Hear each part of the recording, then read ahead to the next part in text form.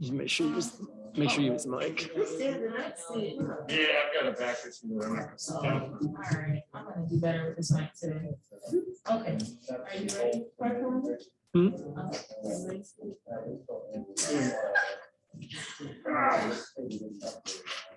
All right, clerk, you can call the meeting to order, 6:05. Please call the roll. Councilmember Wilcoxen, Present. Mayor Pro Tem Brown, Present. Councilmember Somerville, Present. Mayor Richardson, Councilmember Morgan, Councilmember Simmons, Mr. Jones Chance. Present. With 4 present, there is a quorum. Move to excuse. Seconded, all in favor? Aye. Is the mayor on? Oh. Okay. Well, please stand as you're able for a moment of silence and the pledge of allegiance.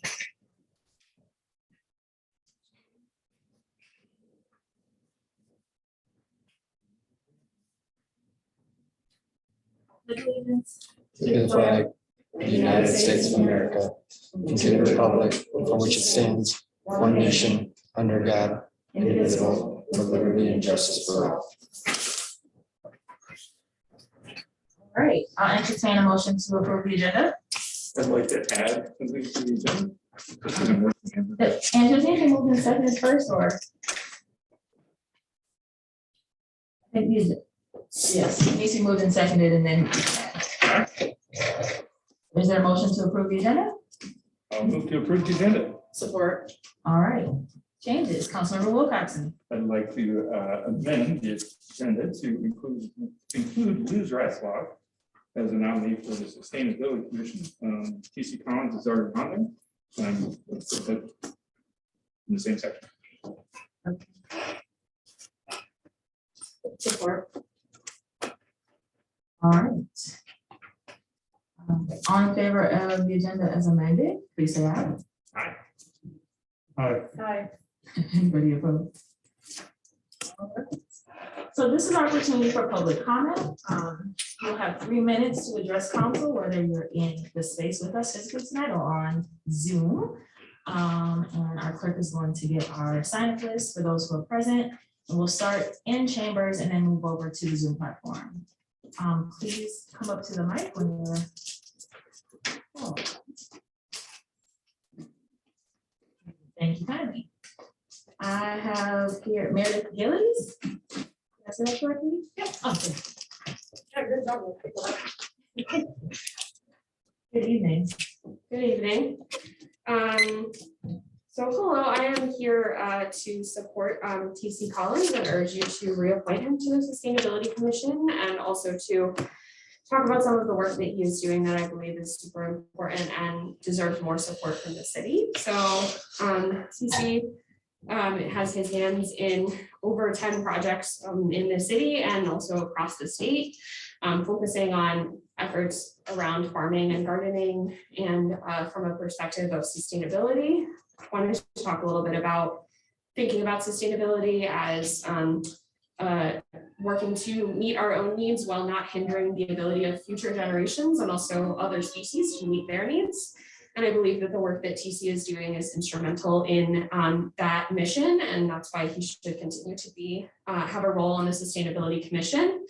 I also want to urge you to support the Underground Railroad Garden project that he has running. There are a few different locations here in Ipsy and outside, and that is a program that involves educating people on the history of the Underground Railroad in this area, as well as the plants that they grew when they were here. And so combining gardening education and plant education with history, I think is an incredible project that deserves a lot of support from the city.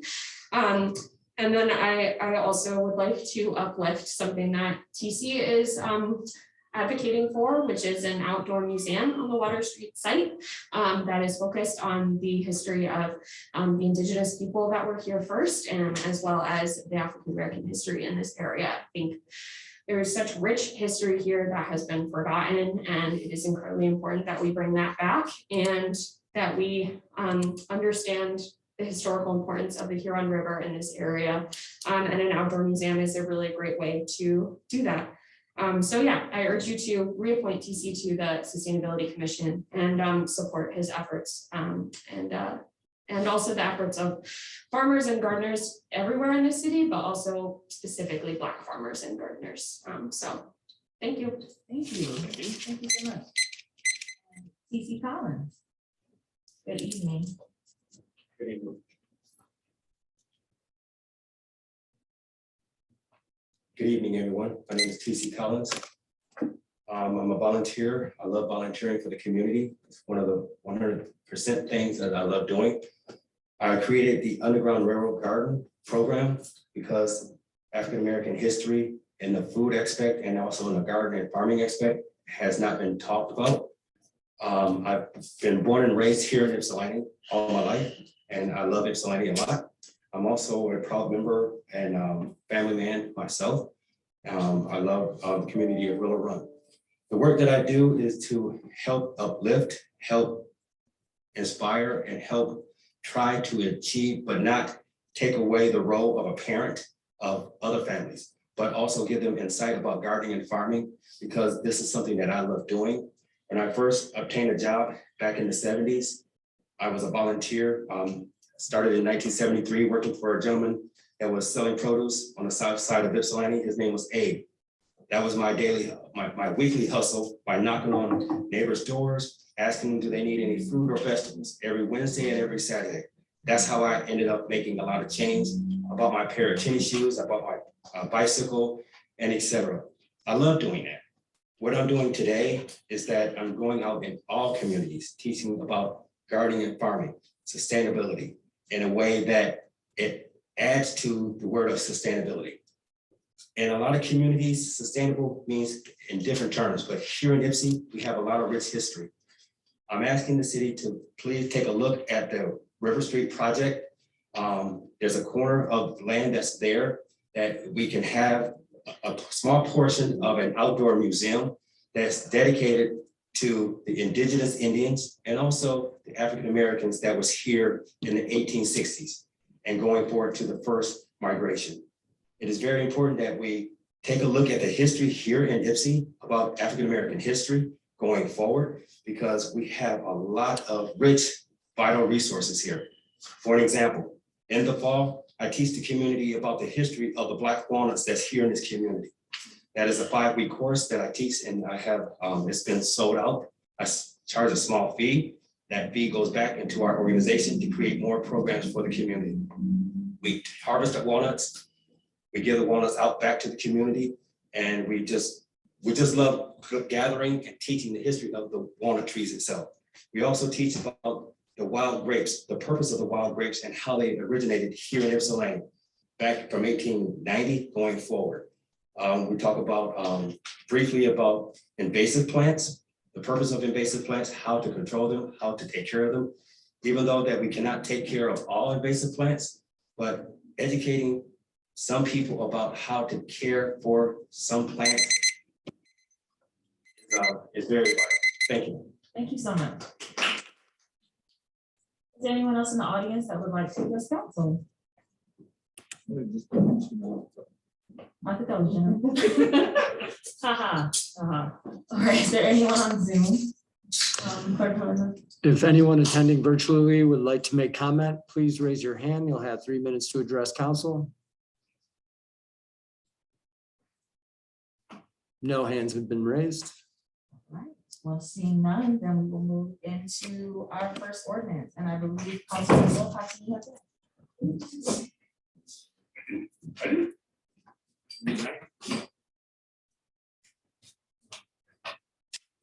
Yep. Do I have to read all of them? Is this on? Yeah, okay.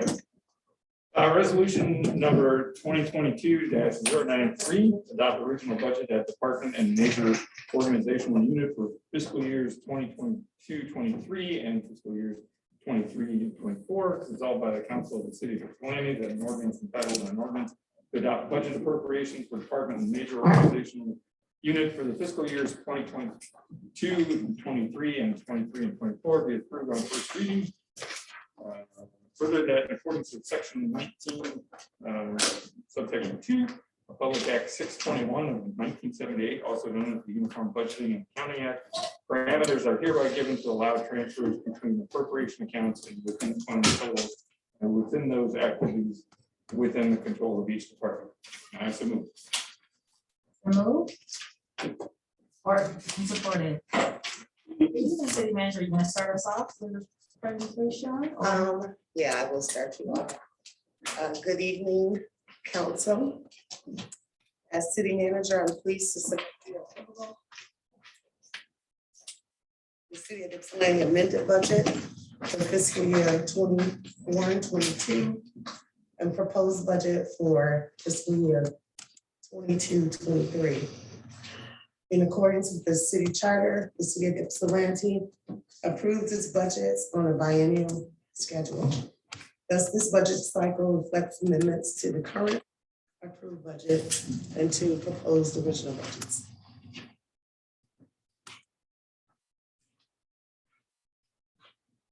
Just a slight overview before other people come, you will find that the budgets for approval for this cycle, fiscal year 21-22 amended budget, $16,634,525. The original budget for 22-23, $18,146,566. And for 23-24, $17,150,651. So as we did some comparisons from the amount of revenues taken in versus expenditures, we found that there was a difference of minus 1.6% in the actual revenues that we took in.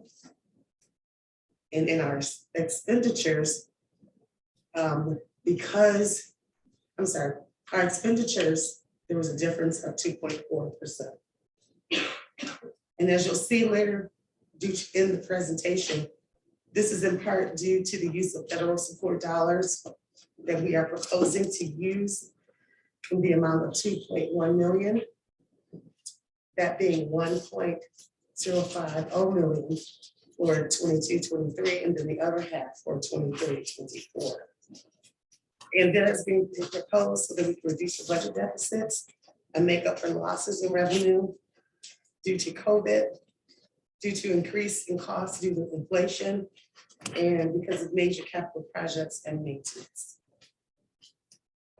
The city's original budget has a projected shortfall of $837,000. But after budget approved adjustments throughout the year, the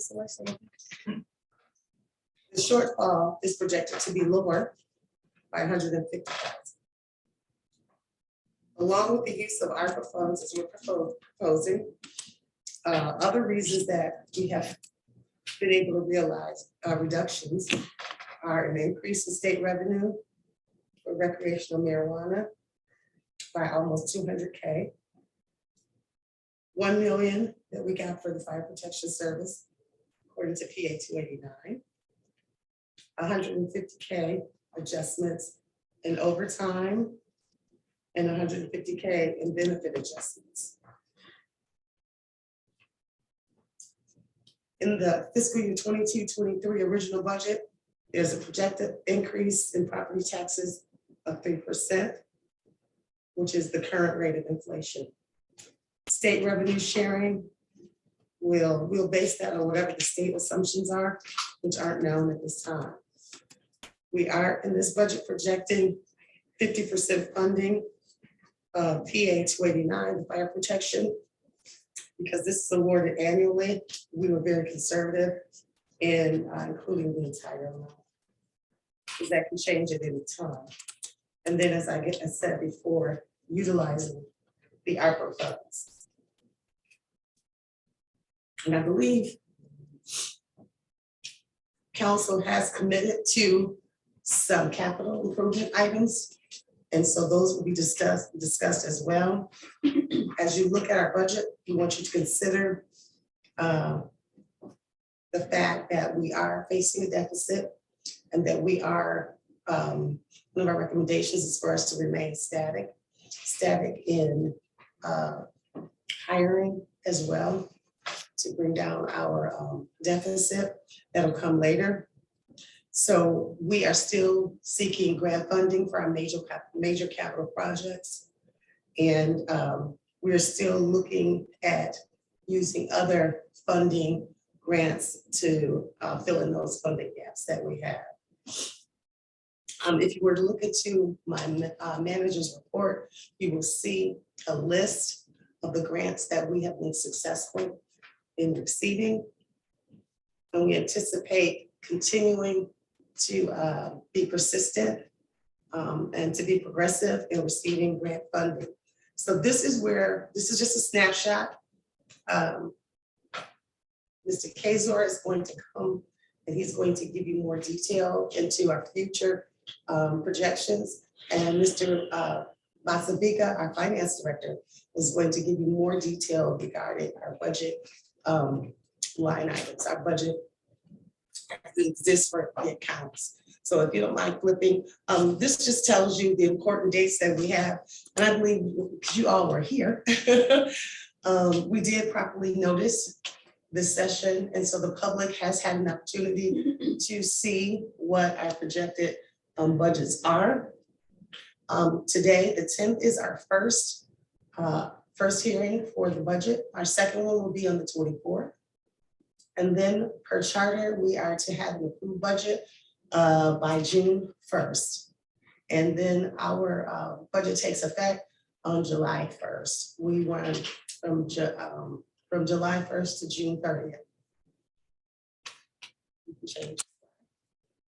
So this diagram just shows how we run the city, what the process is. So we plan, and that's what we do when we do our goal setting in January. We're planning for what we want to see in the city, what we want to change, what we want to improve. I applaud the city for being very progressive thinking and for at the same time utilizing what we have in our staff to keep moving forward. So we did our planning process with the EMU guy. I forgot his name. Milner, yeah, Morgan Milner, thank you for that. And then that's after we get our set of goals for what you want to see, we start our programming. We start to look to see what is it that we're doing now that meets those goals or what we can do in the future to satisfy those. When we're doing that, budgeting is a big part of it. That's where we are tonight.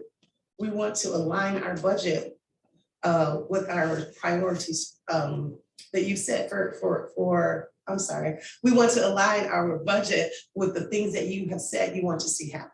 Excuse me. So as you look at the budget, you will see on today that some of the things that maybe you had hoped to do, we might have to delay if they're major capital expenditures.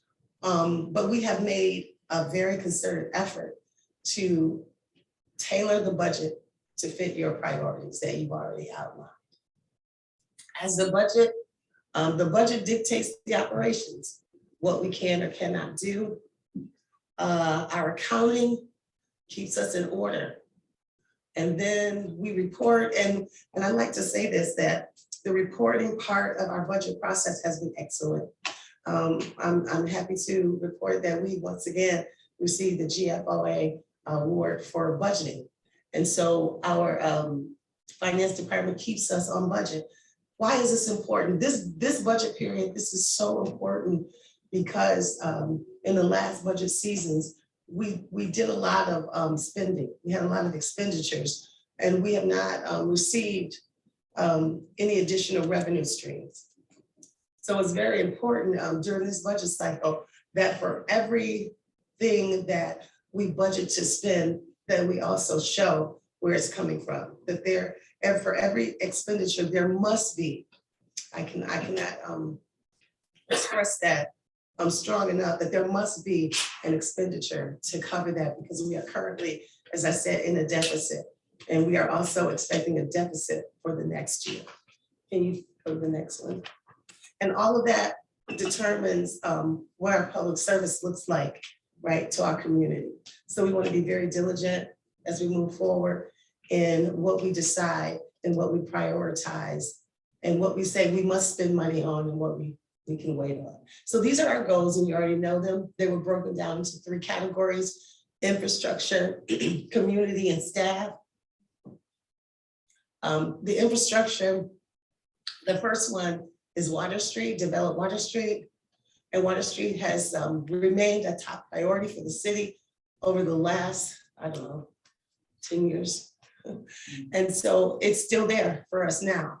I do believe that we're closer. We have development in mind, but we still have that as our top priority.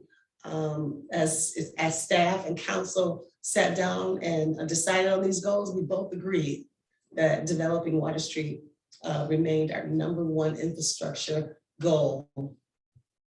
Then there was community, safety being the #1 item for us to focus on, and safety in the way of developing crisis and mental health interventions for our community. As you are aware, that it was a goal that we had last year, was to develop a crisis intervention team, being the first step, hiring a social worker. However, that did not happen.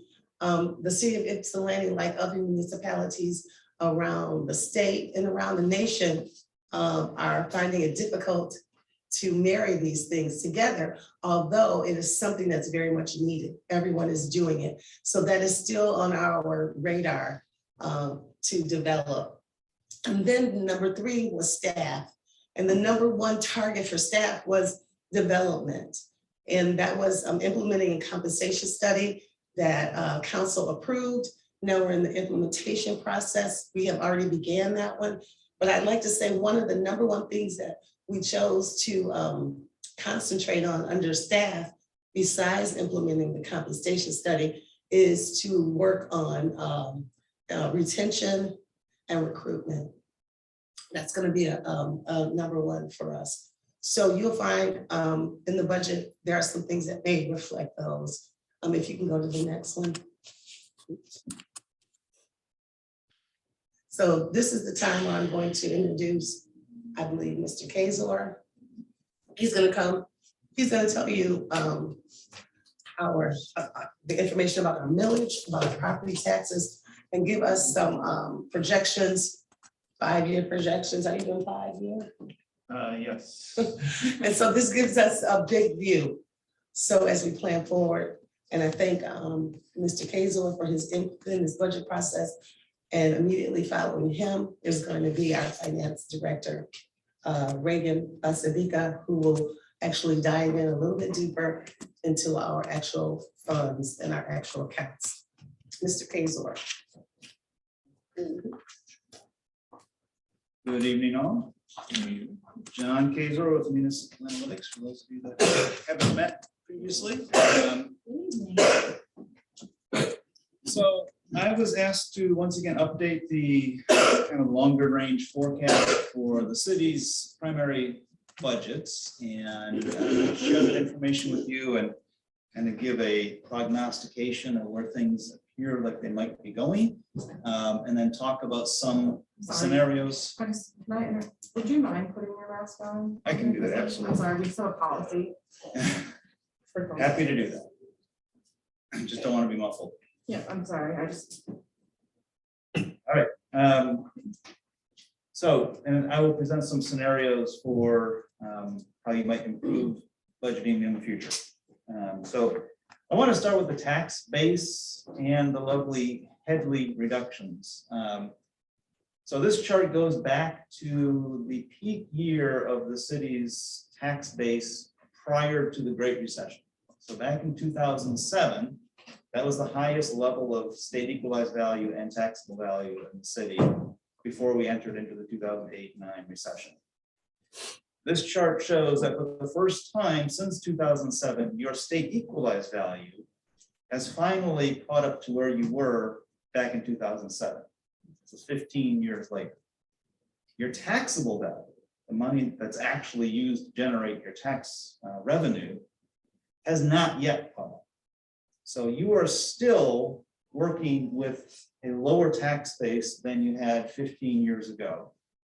So you've had this big, long, extended time of very slow growth coming back out of the recession. So right now you're about 14% below where you were in 2007 on your tax base. So if you can just imagine if your tax base had been frozen back in 2007, you would have had so much more revenue now than what you had to deal with. So there's been 15 years of trying to manage through the effects of the Great Recession. Compounding that, we have the Headley reduction. Starting in 2016, you started seeing Headley rollbacks, and you've had one every year since, to the point that you have lost 3.5% of your tax capability under the Headley Amendment, which translates into about $2 million. And this is, we didn't update the actual, I've got the 2022 years in here. I don't think Andrew got that slide in there. So the numbers on the bottom there, instead of the 1.3 million, it's actually $2.2 million in lost revenue over the past 14, 15 years. So that's how much money you've lost because of Headley, on top of the money you didn't get because of the recession and the loss in taxable value. So this is the backdrop against which you have to budget. And this has been the case for a lot of communities, although most communities, especially ones that are growing rapidly, are seeing their taxable value above the Great Recession period. However, they're also seeing the Headley rollbacks. I'm starting to get this particular year because of the inflation rates, the hot housing market, the number of turnovers of properties uncapping. We're seeing a lot of Headley rollbacks because of the way the state formula works. So this is a reality that the city is dealing with. So that provides a backdrop for what we're heading into. Next slide. So Andrew put on your desks an updated version of this, and as I was just reviewing again, for some reason I'm not copying and pasting very well. The assumptions that we use to kind of forecast where we're going. Property taxes, the top one up there, for 23 and 24, that's actually 3% per year. And then for the following 3 years, it's 2%, or for the 2 years, and then 2.5% in 2027.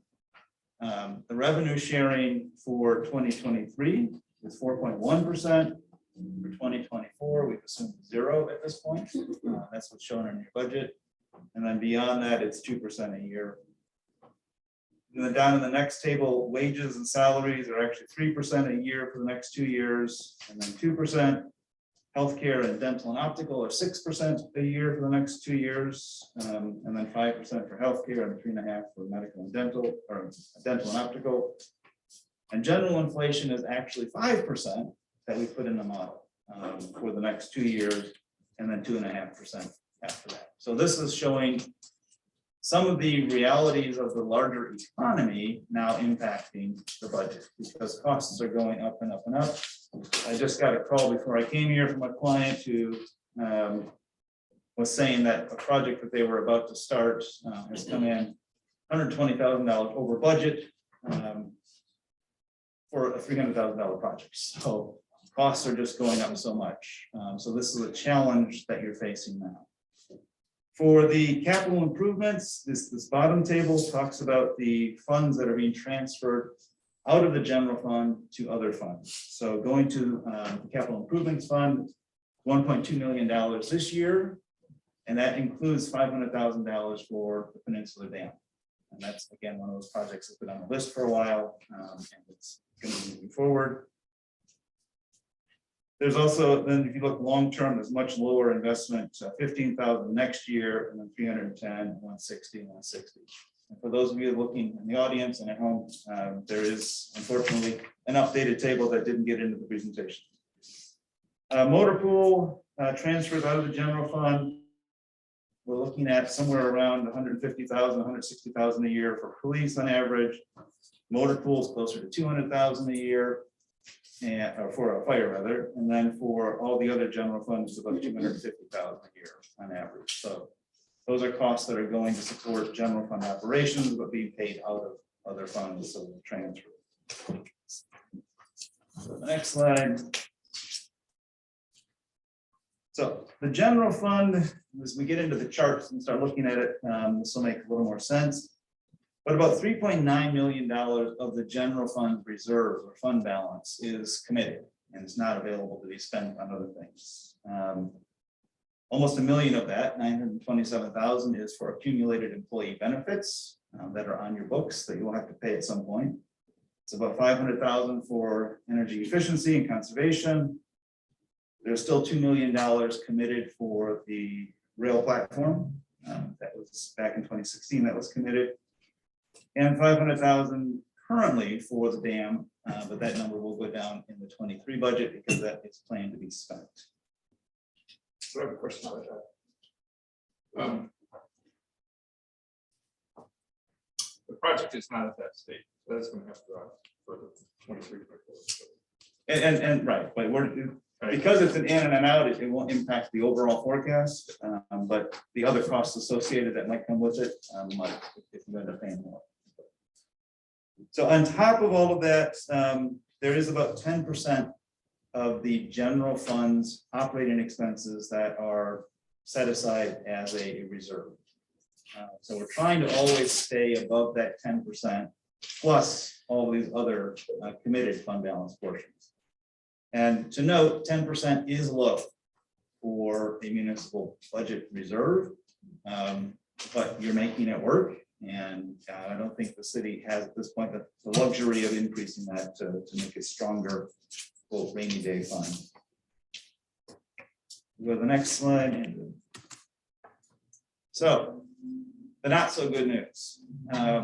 This is what we call a structural deficit, where we're seeing year after year expenditures exceeding revenues. And a big part of it goes back to that first slide, where you've got structural problems that are not anything of the city is doing, that relate back to the Great Recession, to the Headley Amendment, and to the way that the state's tax structure for municipalities is set up. We can't control that. We have to deal with it. So what we're seeing here is repeated excess expenditures, deficits, and over time that depletes the fund balance. So that dark blue line kind of cascading off there, we would want that to stay above the blue and yellow areas. Then we'd have enough cash to meet your reserves and operate. But you're falling below that.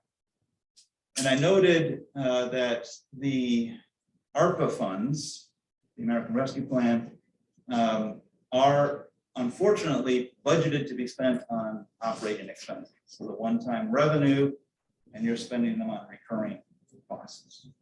So that's a concern. And you see after that money in 2024 is spent, things go down pretty quickly because you don't have that extra $1 million to help subsidize the budget. And then the larger economy issues are the bigger unknown at this point in terms of what's happening with inflation, what's happening with the housing bubble, what's happening with the war, what's happening with trade, labor market, a lot of uncertainties. So going on to the other funds, and then we'll circle back around to the general fund. The streets funds seem to be doing pretty well overall. There's about $3.5 million budgeted in capital on the major street side for the next 2 years. And about $700,000 a year is what's in there for the years after that. That might get you about a mile a year of improvement, depending on what you're doing, level of construction. We've assumed Act 51, which is the most prominent revenue source for these funds, is going up about 2.5%. And we've transferred 10% of the Act 51 money coming into the major streets over to the local streets, because local streets are notoriously underfunded in Michigan municipalities. The local streets fund includes about $150,000 for resurfacing, and there's no construction in the local streets program for the next 7 years. So eventually, the local streets will have to be addressed. The way that this was done previously was through a special millage. That might have to be evaluated. Other funds. The garbage fund continues to require a subsidy from the general fund, and this is continuing to go up. It's an imbalance between what you're charging on your taxes and what the costs are to provide the service. So we'll look at that as an option of increasing the revenue there. Motor pool is stable again because we're transferring money from the other funds to motor pool. That one's doing pretty well. The parking fund, not so well. It's looking like it might require about $35,000 a year subsidy from the general fund without any changes in the parking fund. That's something to be considered.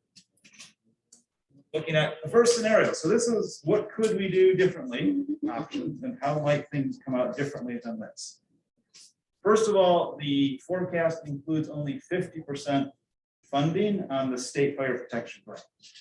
For the last few years, you've actually got 100% funding, but for many years, you didn't get that. So it's uncertain whether or not the state will continue to fund that at 100%, or if they'll go back to something closer to 50%.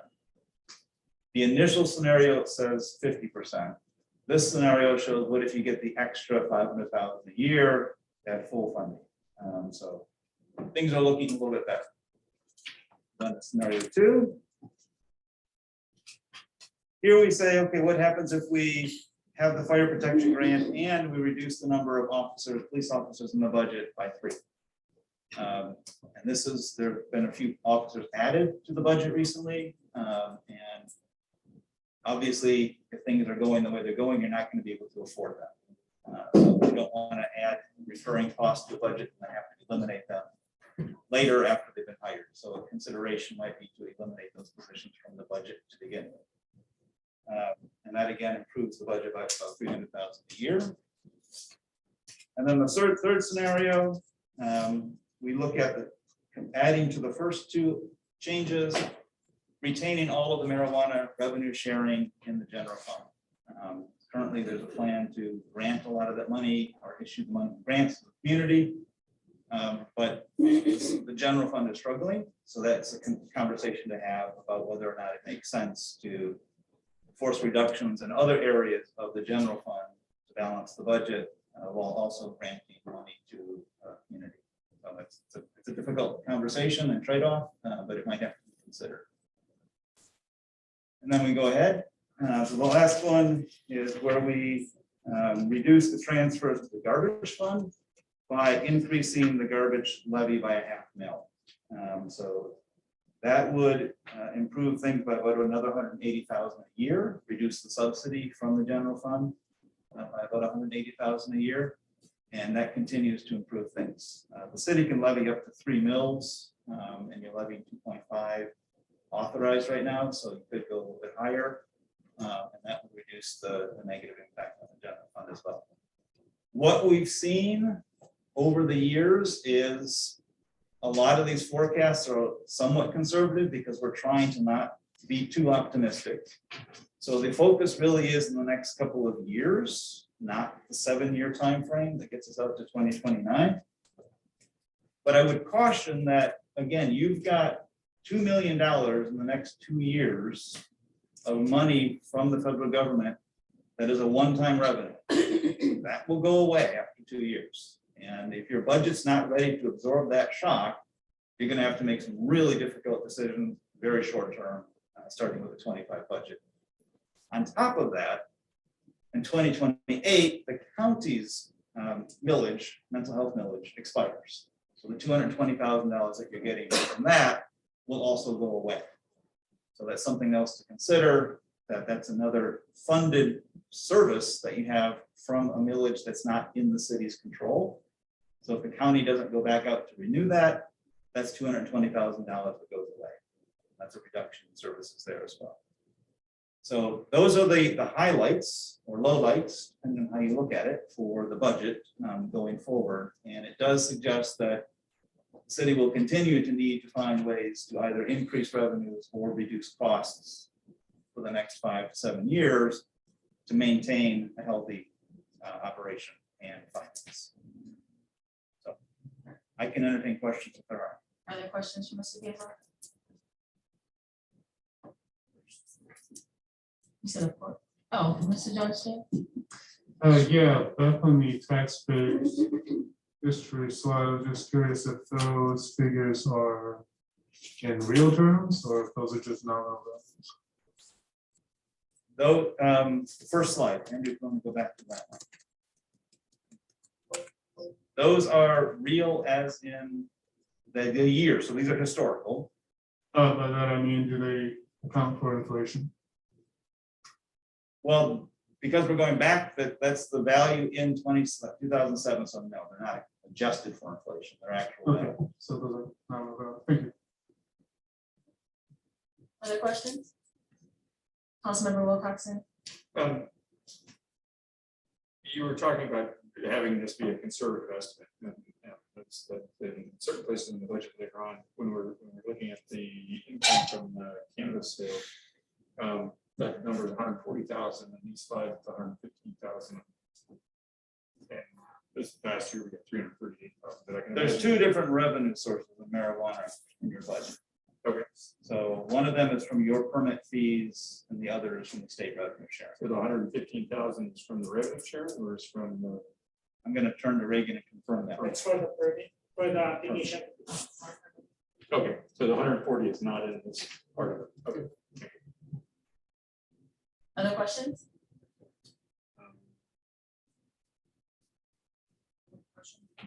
Councilmember Somerville? So for the YPD budget, so last year there was an increase in 3 officers, and that's fit into this projection. But we're also down 3, so we're down 6. Yeah. So 6 that we currently don't have, that's all projected into this. Yes, it's budgeted as if Thank they you. would be paid for, yes.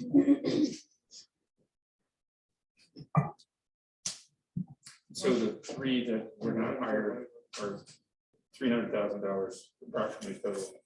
And the three that were down otherwise. are about the same. That's 600,000, yeah.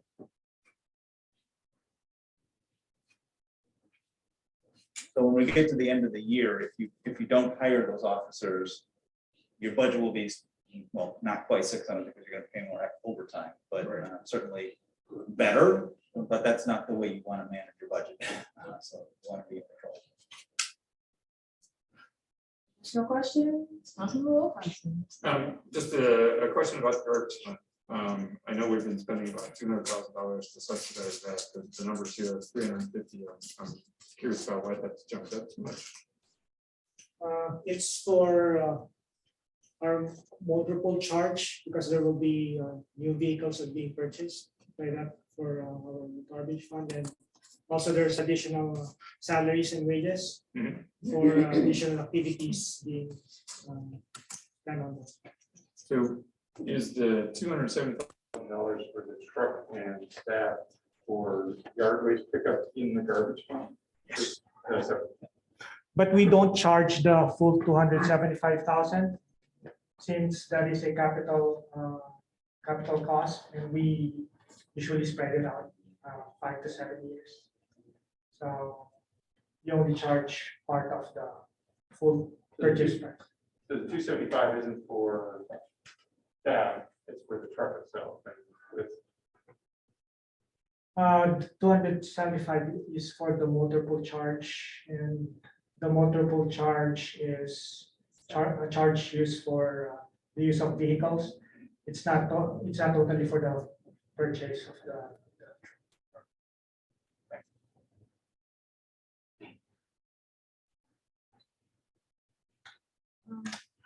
Okay, additional questions right now for this question?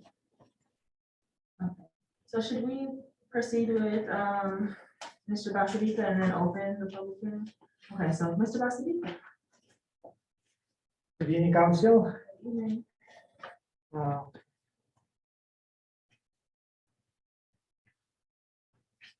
So first,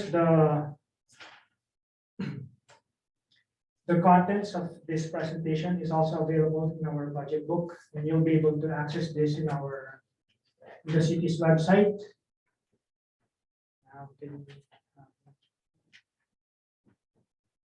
And back, please.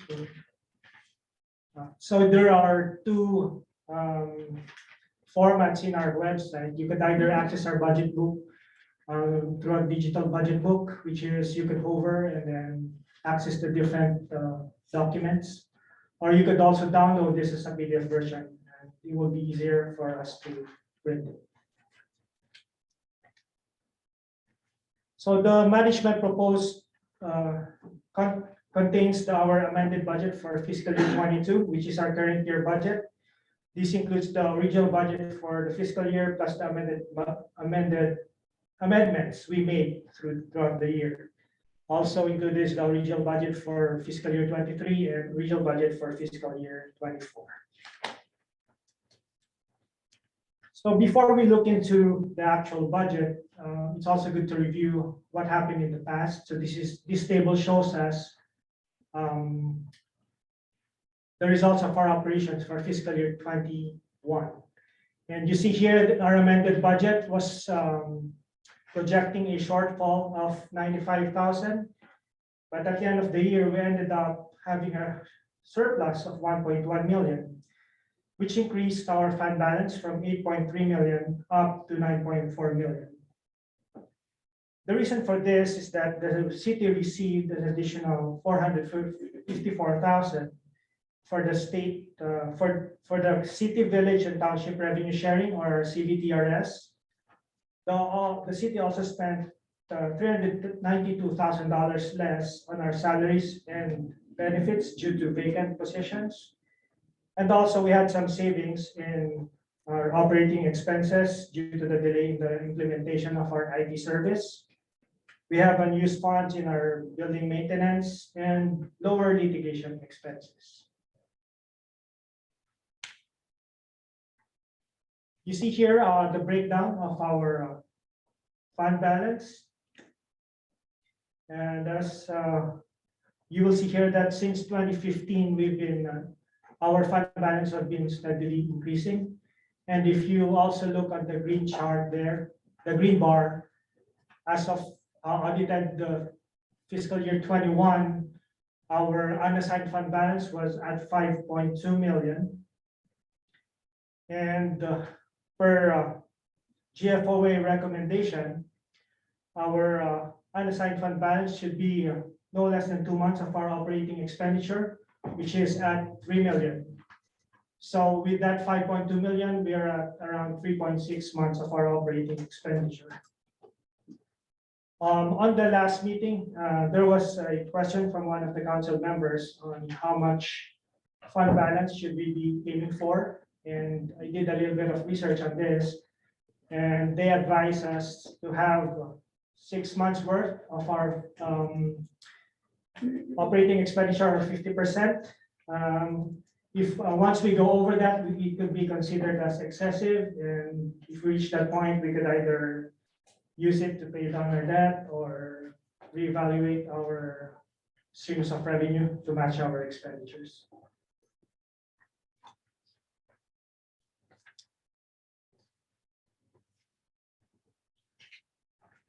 So the management proposed budget is a balanced budget.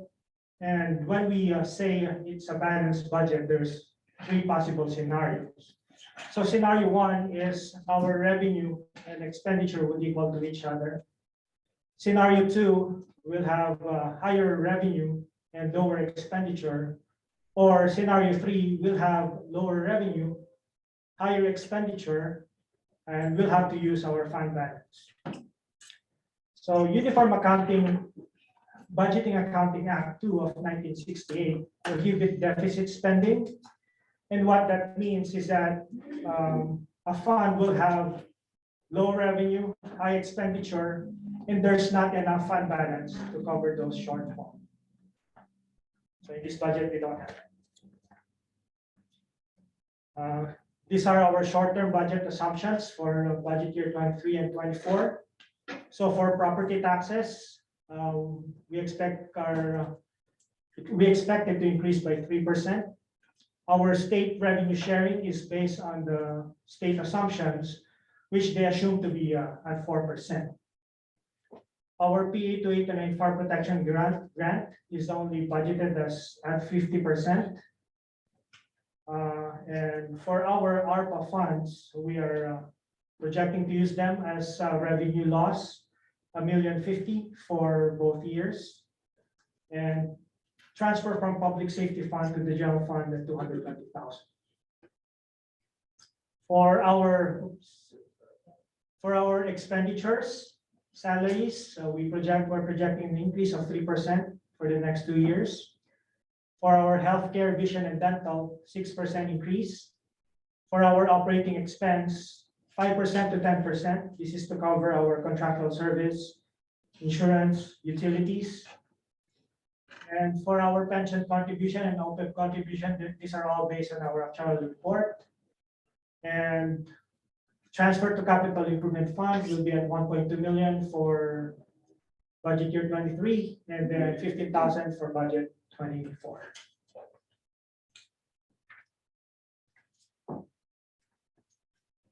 So the main source of revenue for the city is our property taxes, and this accounts for 60% of our revenue. And based on our taxable value, our taxable value increased 5.5% for fiscal year 22, which was from 357 million, now up to 377 million. While the inflation rate multiplier was at 3.3%. John was discussing this a while ago. If your taxable value increased by more than the rate of inflation, then you're subject to the millage reduction fraction. And again, this year we are subject to a 97.83% reduction. I mean, our millage rate will be reduced by that percentage. So you see there our 2021 millage, and it will be reduced by that percent. So also you see in this table the different millages that the city has. So we have our general operating, which funds our general fund, the police and fire pension OPEB. This funds the fire police pension and OPEB required contributions. We have our sanitation millage, our public transit.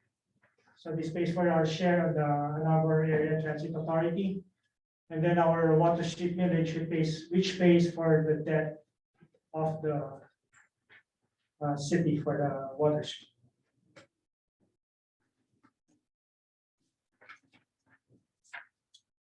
Okay. On this pie chart, you see the source of our revenue. So as I said a while ago, the biggest source of our revenues are taxes, which brings in 60.9% or around 10 million of our budget.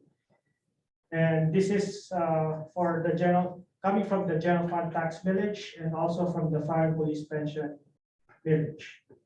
We also have our state grants, 26.3%, which is for our state revenue sharing, PA 289 fire protection, and our recreational marijuana state revenue sharing. And some other funds there are our special assessments, charges for services, licenses and permits, other revenue, and investment income and rentals.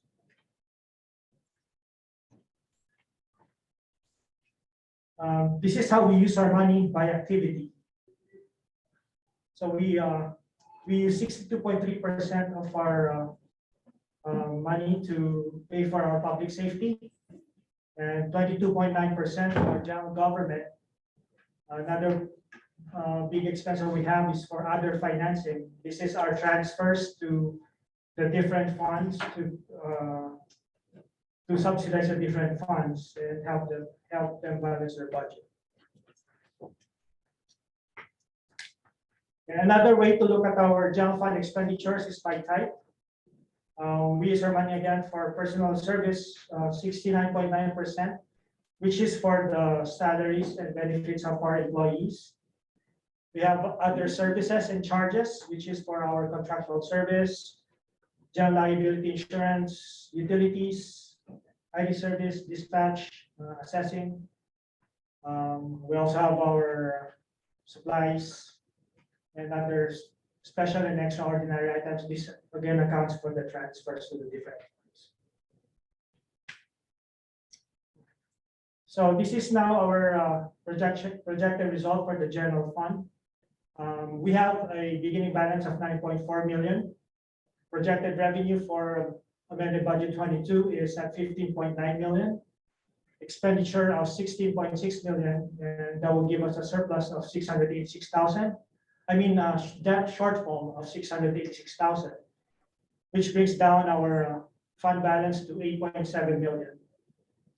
For budget year 23, we're looking at a 16.2 million revenue, expenditure of 18.1 million, and a shortfall of 1.8 million, which again reduces our fund balance to 6.8 million. And for fiscal year 23, 24, we're looking at a 16.7 billion revenue, expenditure of 17.1 million, and a shortfall of 375,000, which puts our ending fund balance at 6.4 million.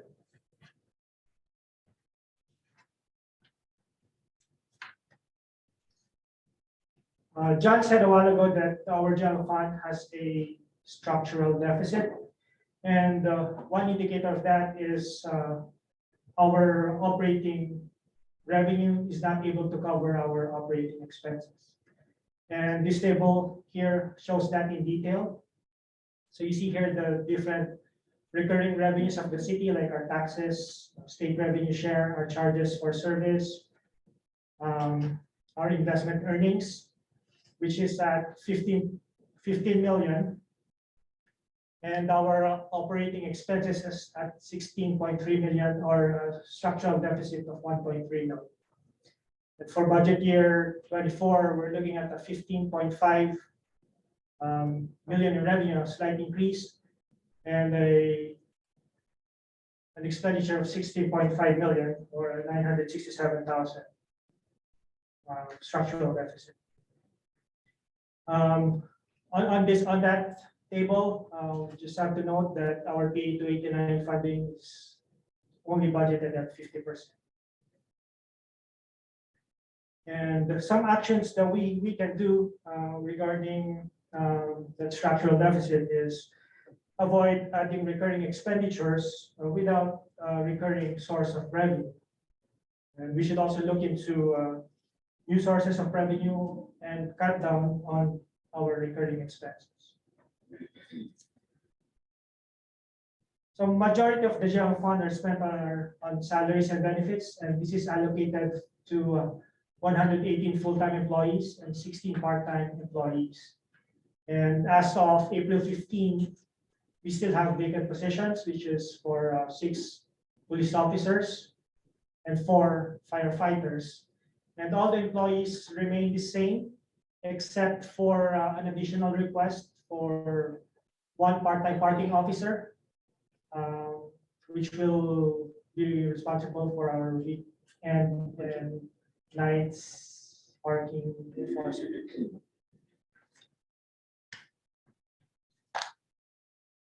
So these are some of the city-supported programs in the general fund. For the senior center, this is administered by the Ypsilanti Senior Center, now a 501c3 nonprofit organization.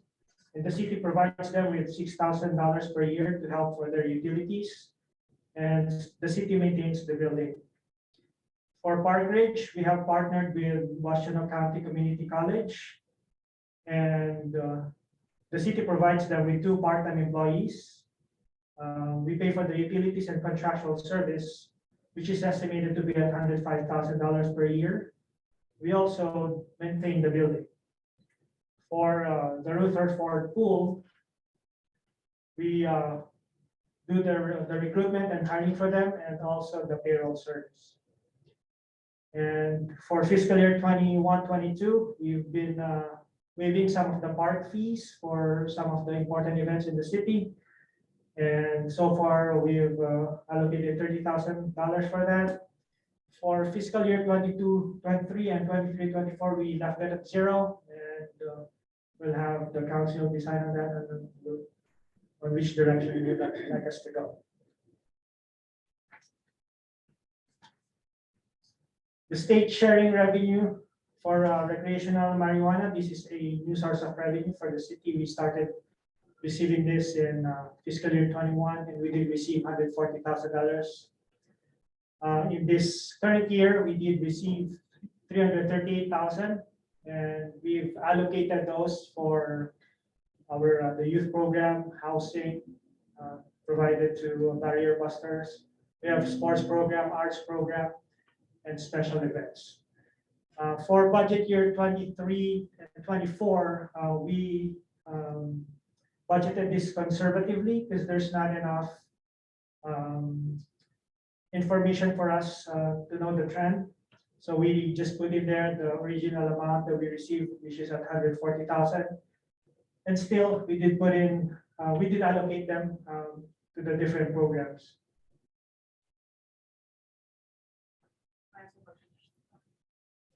I have a question about this.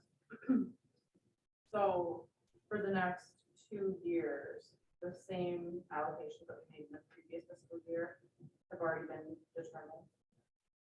That's what we did put in the budget, but council will still have a chance to change if you want us to. Thank you. And these are the general fund transfers to other funds. Some of our funds are not able to support itself. It needs some subsidy from the general fund. So our garbage fund transfers for 22 is at 139,000 and will increase to 250,000+ for 23 and fiscal year 24. For our water street fund, this pays for the water street, our water street debt, and we've been transferring around 190,000 per year for that, payable until 2031. For our capital improvement, 250,000 for the current fiscal year, and then 1.2 million for 23, and then down to 50,000 in 24. For our transfer to our retiree healthcare, this pays for the share in for MERS retirees, which is at around 350,000 per year. And again, now this we've been transferring, making transfers in our party fund, 80,000 this current year, and then for fiscal year 22, 35,000, and fiscal year 24, 95,000.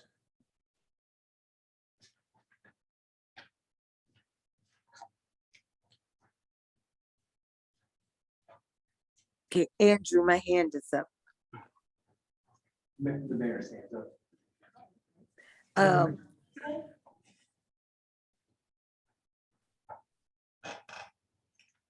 You can go ahead. Okay, thank you. Good evening, everyone. Wanted to ask, good evening, Reagan. How much is the balance, total balance on the Water Street bond? Do you by any chance have that available? Currently, it's 6.9 million. It's how many point? 6.9 million there. 6.9 million. Okay, thank you. Welcome. You can go ahead. Next slide, please. Okay, my apologies on this slide. I made a mistake. It should have been our ending fund balance for fiscal year 24 should have been 6.4 million, not 6.6 million. There's no assigned fund balance there of 200,000 in this chart. So forgive me for that. But the committed fund balance is still correct, which is at 3.2 million. This is still again for the train stop, our employee compensated absences, and our energy efficiency project. Our non-spendable fund balance is for our supplies, land for resale, and inventory. And the leftover fund balance will be 3,003,000, which is still over than the MGFOA required of 3 million. unassigned fund balance. And that wraps up our general fund. If you have any questions. Questions on general fund? Councilmember Wilcoxen.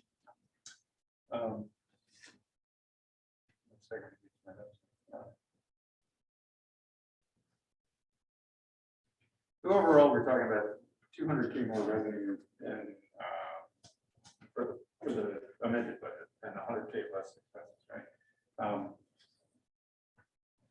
It looks like we're $4 million down over the next several years, and we're gonna lose the ARPA money. Or we're gonna lose $2 million otherwise, but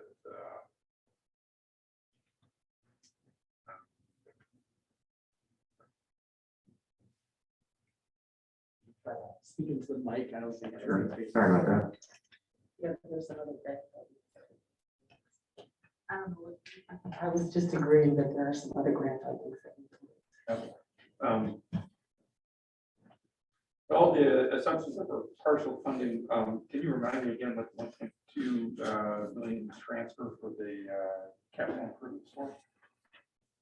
So the main part of that is our project for the Panda, $500,000. And then there's 325,000 for the City Hall elevator modernization. And then some other capital projects. There will be a detail of the projects in the capital improvement fund when we go to that. There was a public transit budget here. Triple ATA came in to give a presentation and said that they were looking at what 2 mil proposed knowledge. Was that 2? How does that come into heading for us? Or does that affect us? So there is a portion that the city pays, and that's what's in our village. And if they have their own proposal, I believe that will be separate. So what is the money for public transit go to in our budget? I'm sorry. So if they have a separate budget and they're doing a separate millage, the money that's in our public is reimbursing them for the service. That's for the service. Yeah. And this is for the project and improvement. That's what the range is for. Other question, is there any way to increase our investment income? That's only 1%. Actually, there's a big reduction in that due to the interest rates being so low. But interest income is based on our surplus funds that we invest. And when it comes to our general fund, the investment that we're, there is not a lot of flexibility when it comes to investing those money. You could just put those on CDs and some securities. So to comply with Public Act 1. We're kind of stuck with that, so we're not that we want to increase the risk of our investments, but that would be the only.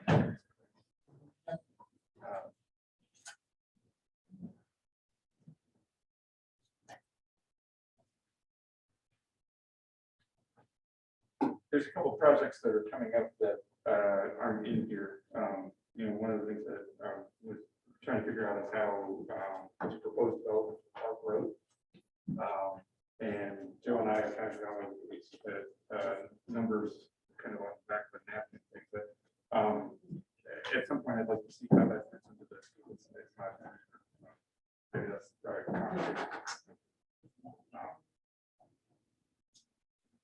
Is that in our major or local street?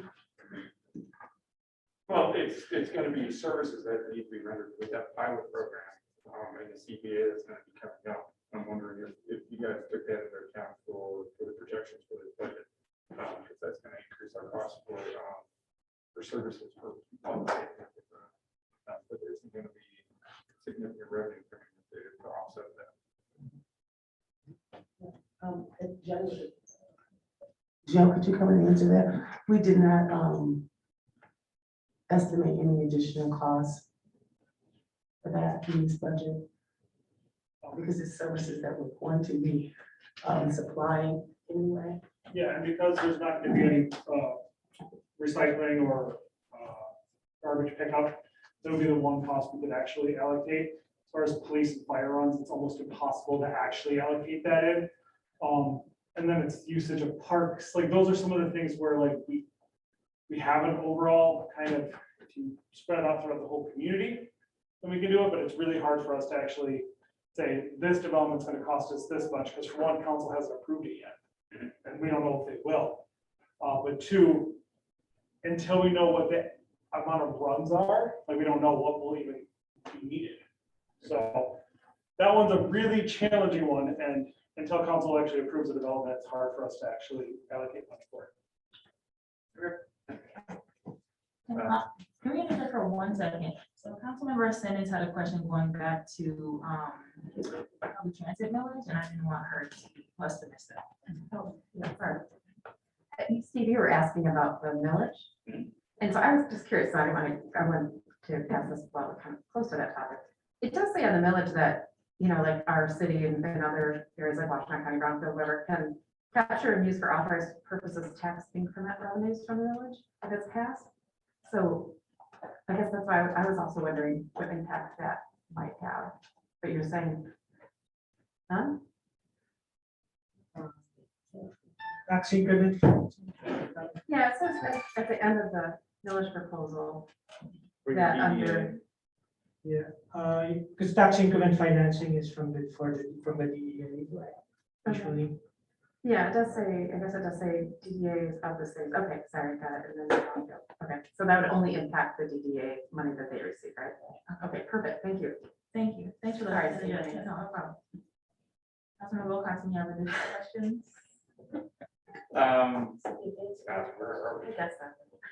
Around 36. So basically, we have 10 more years of things to watch, right?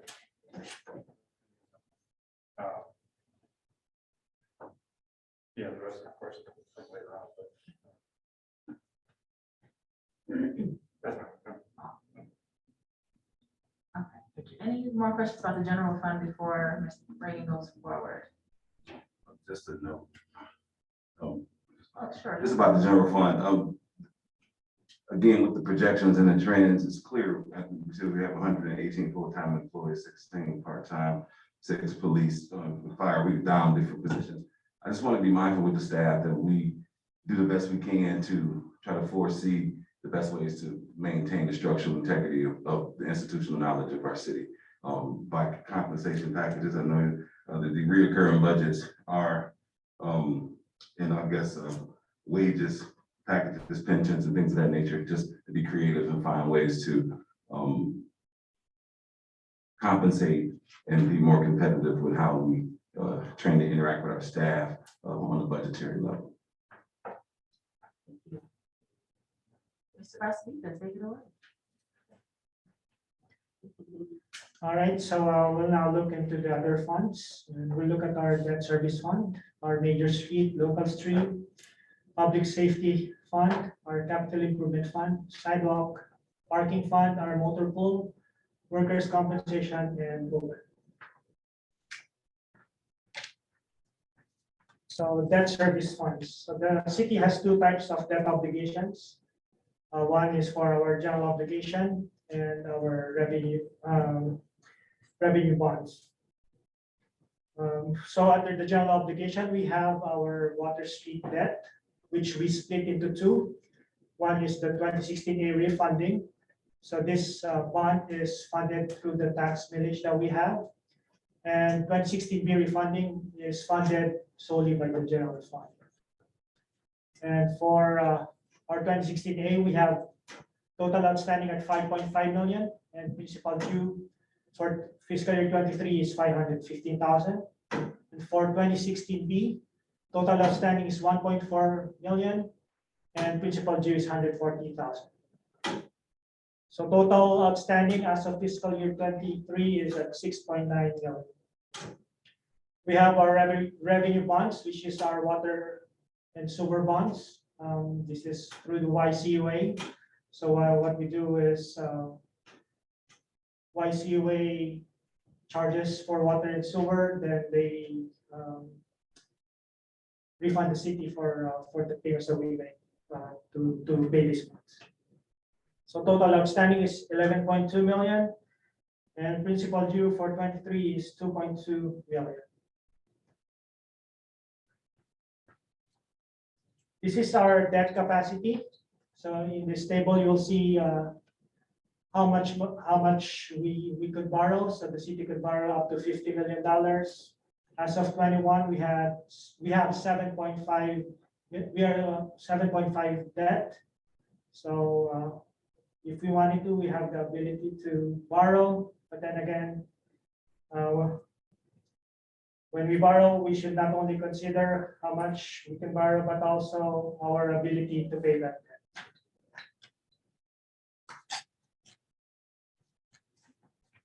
Okay. Major Street, this is for our Act 51 fund money. So this fund receives gas and waste tax of around 1.7 million, and this pays for the administration, engineering service, maintenance, and construction. And you see here the capital projects on that fund. So for we have Huron River Drive, 2.1 million. Hawkins to Hamilton, 102,000. First to Hawkins, 125,500. Forest Street Bridge, 274,000. North Huron River Drive, 255,000. Cross Street Bridge, 86,000. Huron Street Pedestrian Bridge, 100,000. Huron Emmett, 93,000. Huron Hamilton Road. So these are the construction projects, and it's a combination of design engineering, construction engineering, and the actual construction. So our local street main source of revenue is our gas and waste tax at 51 money still. And it generates 570,000 pays for the administration, engineering service, and maintenance.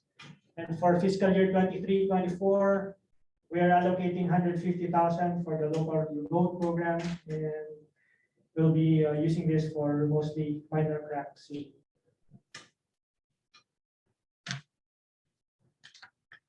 Public Safety Fund. This is funded through the Washtenaw County Public Safety and Mental Health Preservation Village.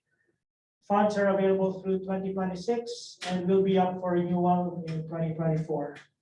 So we have been using this fund to fund our park capital, $125,000, and $220,000 is transferred to the general fund, and $85,000 for public safety capital.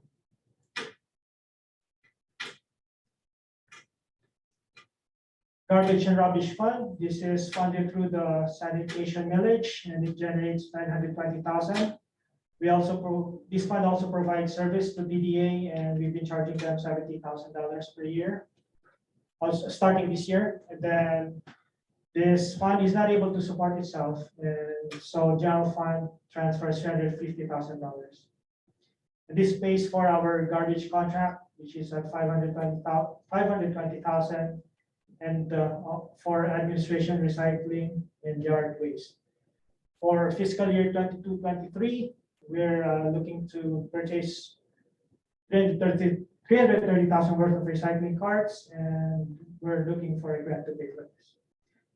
And I've said, like we said a while ago, this is not able to support itself, and we are recommending a heavy override, which puts back the millage back to its original mill, which is at 3 mills. And if we are able to do that, then it will generate an additional 188,000 revenue for this fund, and it will less the burden in the general fund.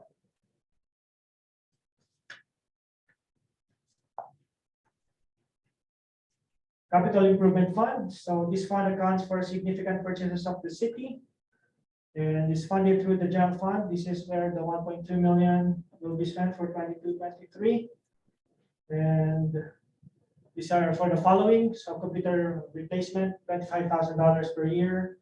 So our plan is to change city computers every 5 years. We're also spending 500,000 for Peninsular Park. City Hall modernization, 325,000. Senior center ventilation and classroom addition, 140,000. Car parking lot and building maintenance, 145,000. Police equipment, 29,600. This is for their body cams, in-car camera system, and DSS logger. And police facility, this is for foundation repairs and retaining wall stabilization. And DPS facility, aggregate material install, also included is the Huron Street Bridge lighting. For parks, we've been spending 125,000 per year. There's an addition for 22-23 for Frog Island accessibility improvement. Okay, Sidewalk Fund, source of revenue, 65,000 per year from Metro Act and 50,000 from permit fees. And we've been allocating these funds for the sidewalk ramp improvements in compliance with ADA. But just recently, the lawsuit between the city and Ann Arbor Center for Independent Living has been closed. So eventually we'll have more flexibility in using these funds.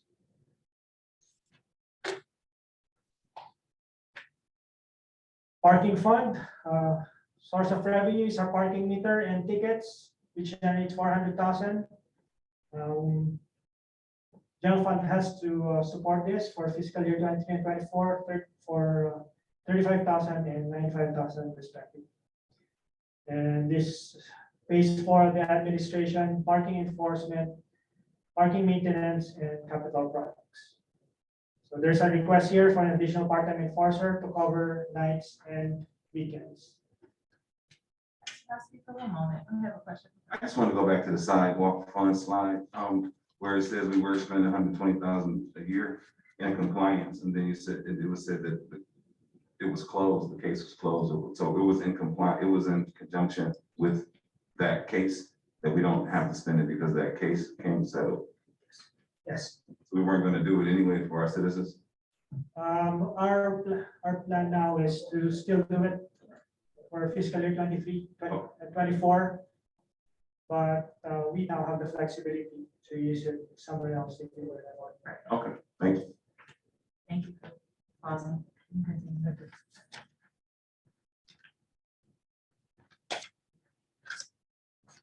So motor pool fund is funds are used to purchase vehicles, vehicle and equipment purchase, pays for operating and maintenance expense. So main source of revenue is motor pool rental charge for use of vehicles and equipment. So it comes from the general fund, major and local street, garbage fund, and sidewalk fund.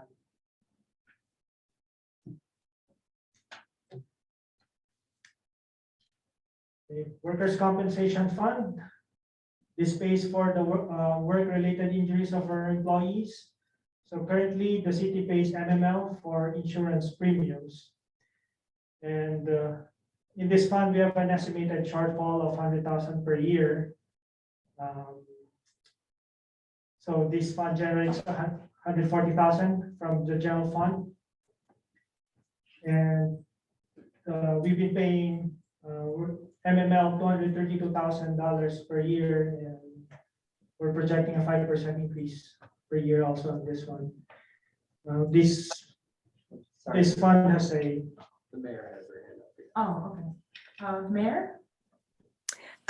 Yes. How much do we generally get back from the workman's compensation? Because I know they give a refund pretty much each year, and it varies from year to year. Can you just give us a general figure on how much they get back? That's not from workers' compensation, but that is from MML, being a part of the pool. Andrew, do you know what our last one was? It's our dividend last year was around 23,000, and that's where we budgeted that revenue again this year. I'm sorry, I couldn't hear that. the revenue that we received, yes, last year was around $23,000, and that's what was budgeted for this year as a revenue. That's our dividend. It's not from the workers' comp. It's just from our pool, yes. Okay, well, I know the workman's comp also gives a refund too. So I know they do. I don't know. It might be included in what you, as it comes to the city, it's as the pool, but I do know that the workman's comp does have a refund. Okay. Okay. I'll check on that, Mayor, and send you more details. Thank you. So this fund has a fund balance of 493,000.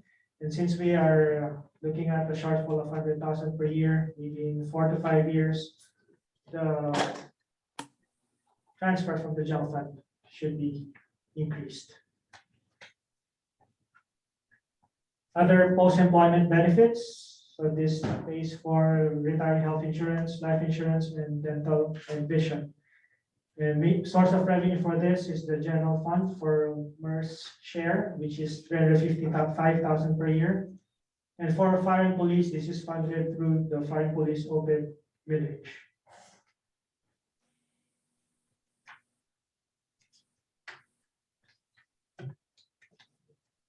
So on this table, we don't expect you to be able to read everything, but this is just a summary of all the funds that we are asking council to approve. So on this table, you will see the first column, the fund number, and second column, the fund name, and the third column, the beginning fund balance of the beginning fund balance. And in between, you will see here the summary of revenue and expense for each year. And if you focus on the last column there, you will see the fund balance end. And you will either see there 0 or positive number, which means that there are no deficit spending in this management proposed budget. With that, thank you so much. Thank you, Mr. Vassily. That was a lot of information. So thank you so much. Thank you. What questions does council have before we move to the public hearing? So I think we should open the public hearing and then come back to our questions, if that's okay with the rest of council. So the public hearing regarding the budget appropriations that was presented to us is now open, and we entertain members of the audience who may have questions or comments.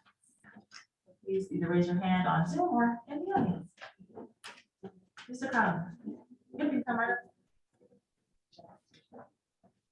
So you'll have 3 minutes. I saw on a proposal that he was talking about the marijuana payments. Is there a way that renewing the contracts going forward with the dispensaries, is there a small percentage can go towards farming, gardening, education for children? So that way that can help inspire and encourage growth with education, promoting healthy eating. Also with that, if a percentage can go to educating childcare, a percentage of that fund. So that way they are insured some type of revenue. So that way they can get funding to help secure the younger generation going in the future.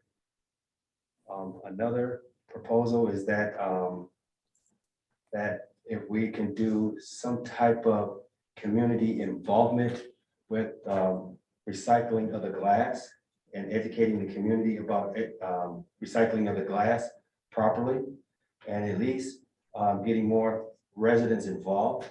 So that way educating the public about the proper usage of recycling different types of material. Because I myself, I'm trying to eliminate some of my carbon footprint, but at least we can work with, starting with the youth itself. So that way, going forward, for an example, 5 years from now, teaching a kid that's 3 and 4 about proper recycling and taking care of reusable material that can benefit that child when they get to being 7 years old. And that same child can still teach another child behind them going forward. Thank you. Thank you. Is there anyone else in the audience who would like to address council on this?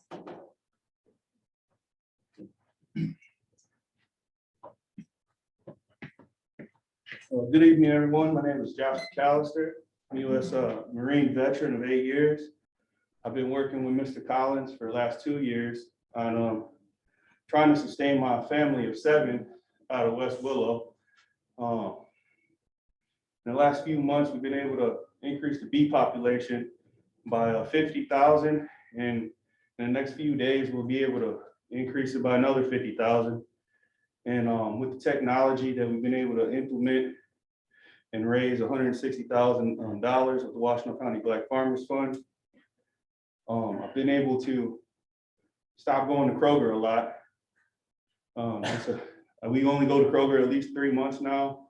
And with the help of Mr. Collins again, with NCRS, once we get a hoop house, I won't have to leave my house to go to any major food markets other than for meat. I'm really thankful for him and him being on the Sustainability Council. It's been a great pleasure. We got a lot more work to do. My kids are learning. We just partnered up with Old West Willow, Old Youth West Willow programs.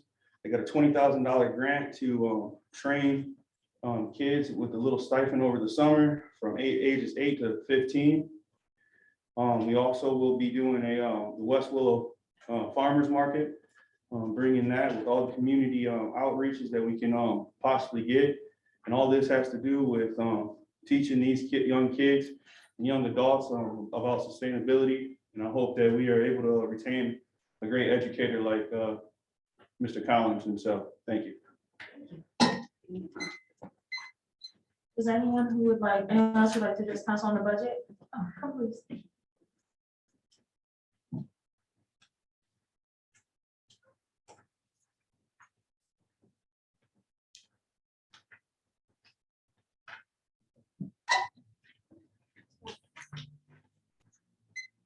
Hi, my name is Amory Jow and I live in Ypsilanti. I'm a senior at Eastern Michigan's University College of Education in our Integrated Science Education Department.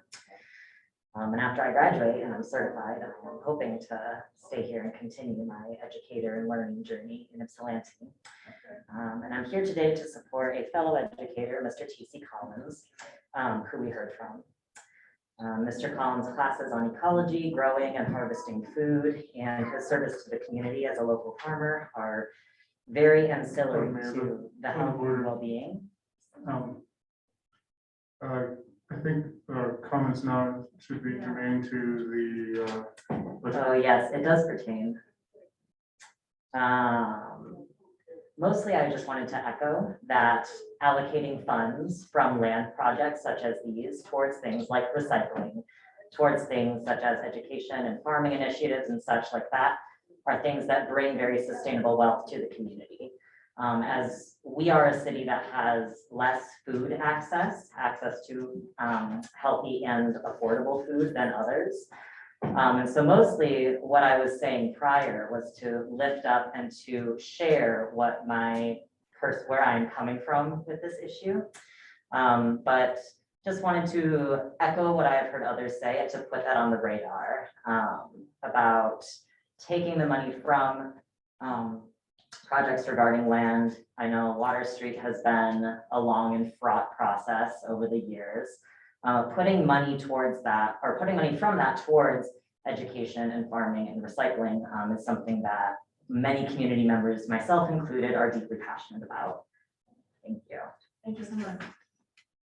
Is there anyone else in the audience or on Zoom who would like to address the budget?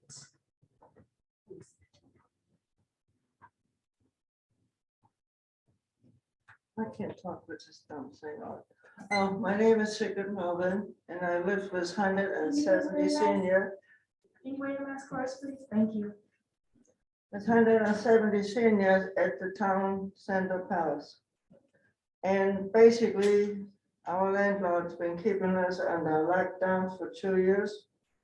We cannot do anything socially, like have coffee in the morning, watch TV, have birthday parties, bingo parties, all that's all gone. Plus, we have to make an appointment to do laundry because they close up the laundry room Saturday and Sunday and after 5 o'clock. Ms. Melvin, I'm sorry, I don't want to interrupt. Is this pertaining to the budget, or would you like to talk to us later in audience participation about? I don't really understand everything you say. Oh, are Well, you, the main reason is we didn't have a tenant meeting or residence meeting for 2 years. So last week we had our first meeting and it's got quite heated. Matter of fact, they even called 911, except the police department was very busy because they had a big accident or shooting somewhere. So right now I'm requesting that the city have a meeting for safety issues in our building. I went yesterday to the police department, talked to the police chief to make sure he comes back when we have a meeting, because our nerves are strained. Now, when you can't do nothing, people, when they're waiting in the lobby, they don't even have a seat to sit on. That's how bad that situation is, much less anything else, so I'm keeping it short. I did bring a lot of paperwork, but it's okay. But please help us. Because, we're not getting any younger. Thank you. thank you so much. Thank you. Is there anyone on Zoom who would like to address the budget?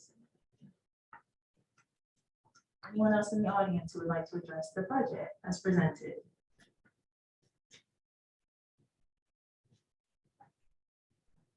Seeing none, Councilmember Wilcoxon, I believe you have the resolution to close the public hearing. Resolution number 2022-094, resolved by the Council of the City of Ypsilanti that the public hearing for an ordinance to adopt budget appropriations by department and major organizational unit for fiscal years of 22-23 and 23-24 be officially closed. And I so move. And moved and supported, all in favor of closing the public hearing, please say aye. Aye. Any opposed?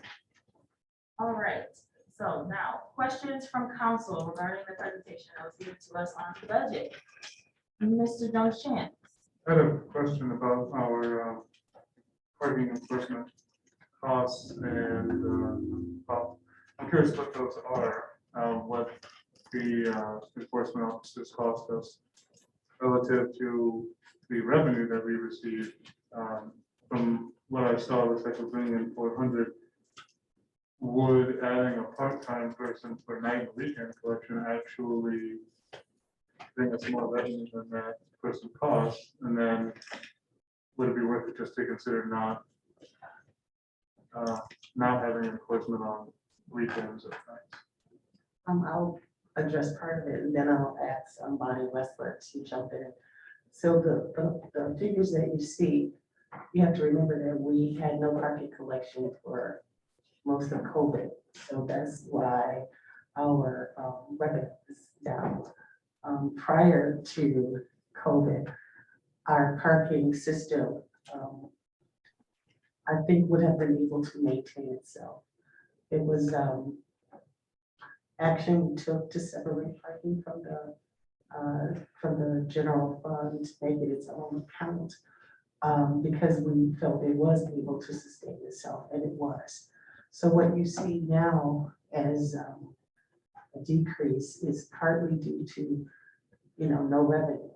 I do believe that now since parking is back enforcing like normal, I do believe that the addition of the part-time person will further allow us to continue to implement the parking plan that we decided to do initially.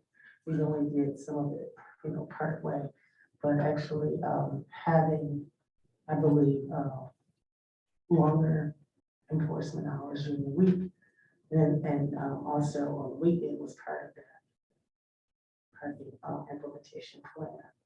as one of the strategies for, to maintain its own fund.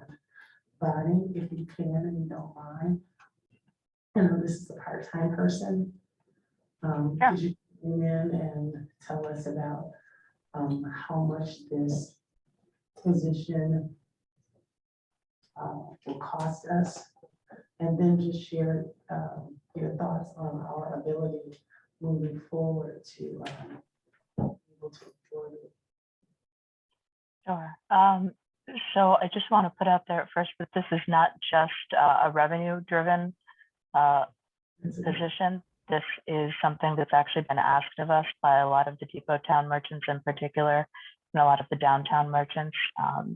Parking gets to be a bit challenging, especially after 7 p.m. on the weekends. And so they believe that having a parking enforcement officer there to help maintain order will make it a lot easier for a lot of people to function. And that ultimately is our aim.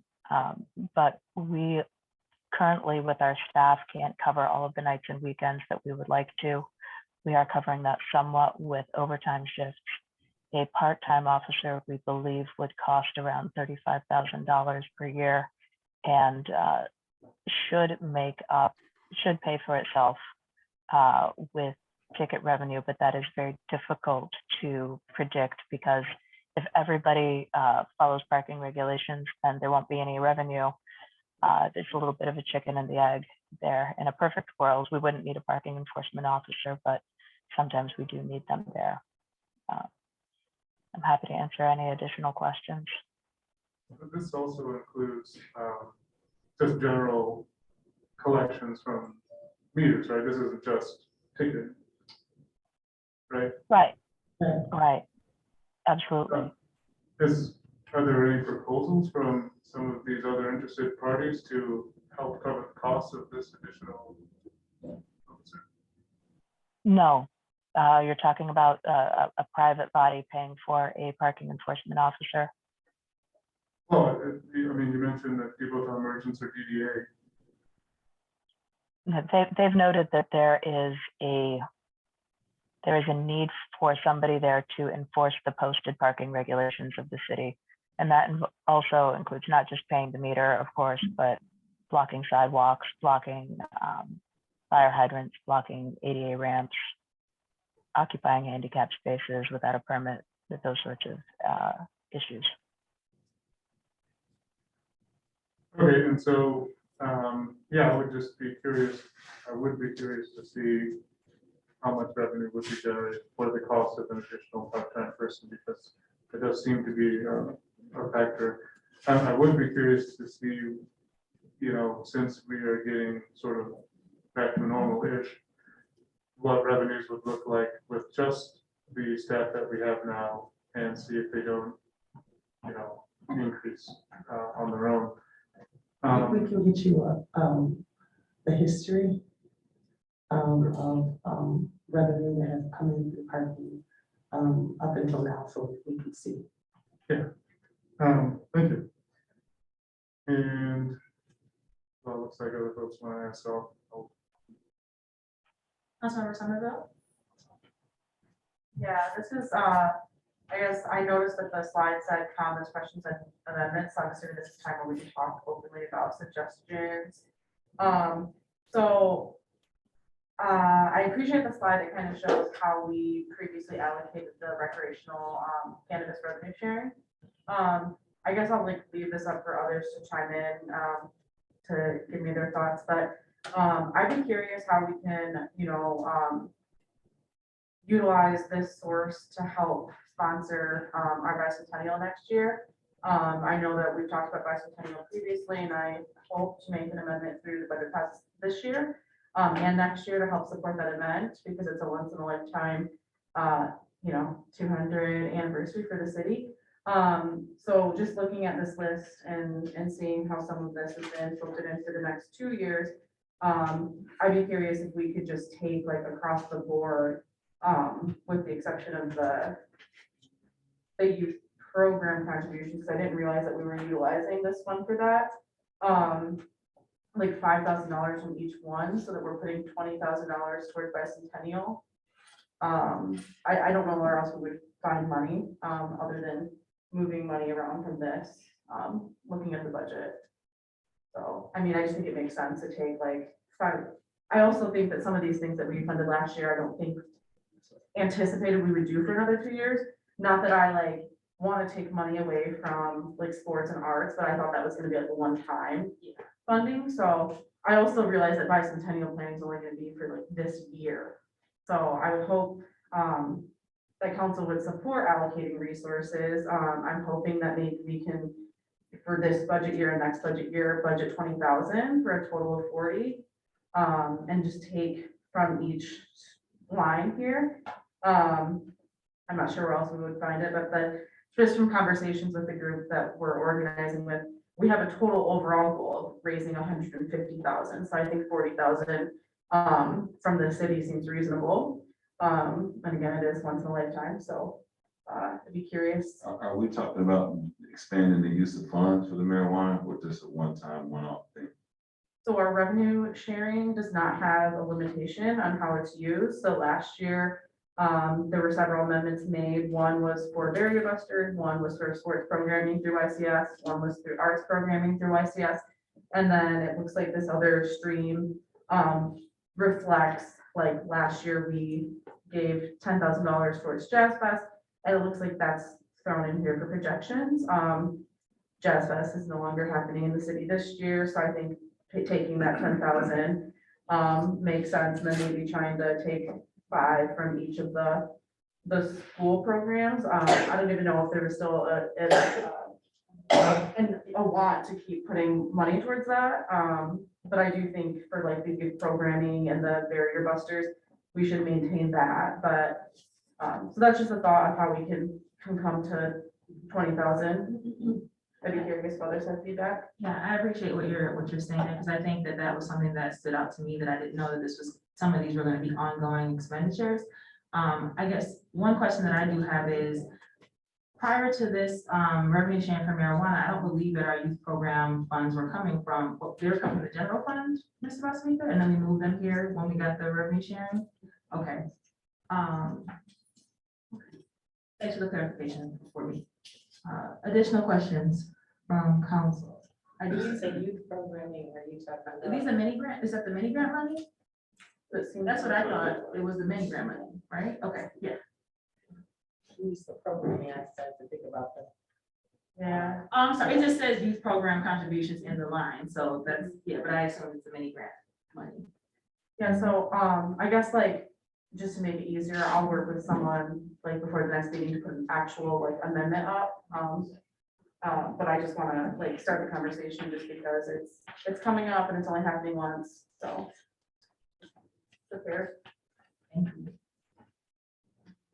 This is another, I didn't know that there's a reoccurring, like from the sports and the arts program for schools, but is that already proposed for the budget? So yeah, it goes into the budget currently, based on the assumption that we're gonna do this ongoing, but we haven't discussed it. We haven't discussed it, and we don't have to discuss it now. However, based on this, the state of the school, not only do they need it, they've been needing it.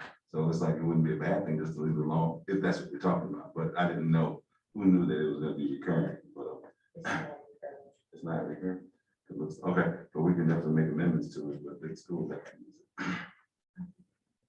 Additional questions from council members or Councilman Wilcoxon? I was wondering if we could have a statement about what this sidewalk fund gets used for, given that we have had an ongoing question about that with the short selling. Ron, so when you say sidewalk fund, you're not referring to the ADA. Well, I know about that. I know that we were sued and we have to be ADA compliant, but there's some question in the community about what that money goes for and what that fund is supposed to cover. Good evening, council. So the sidewalk fund's main purpose is essentially to fund the conversion of sidewalk ramps that we have in the city from where they're at right now to ramps that are ADA accessible. They have to meet certain dimensional requirements, slope width, and then a number of other things to make sure that they're easy to traverse.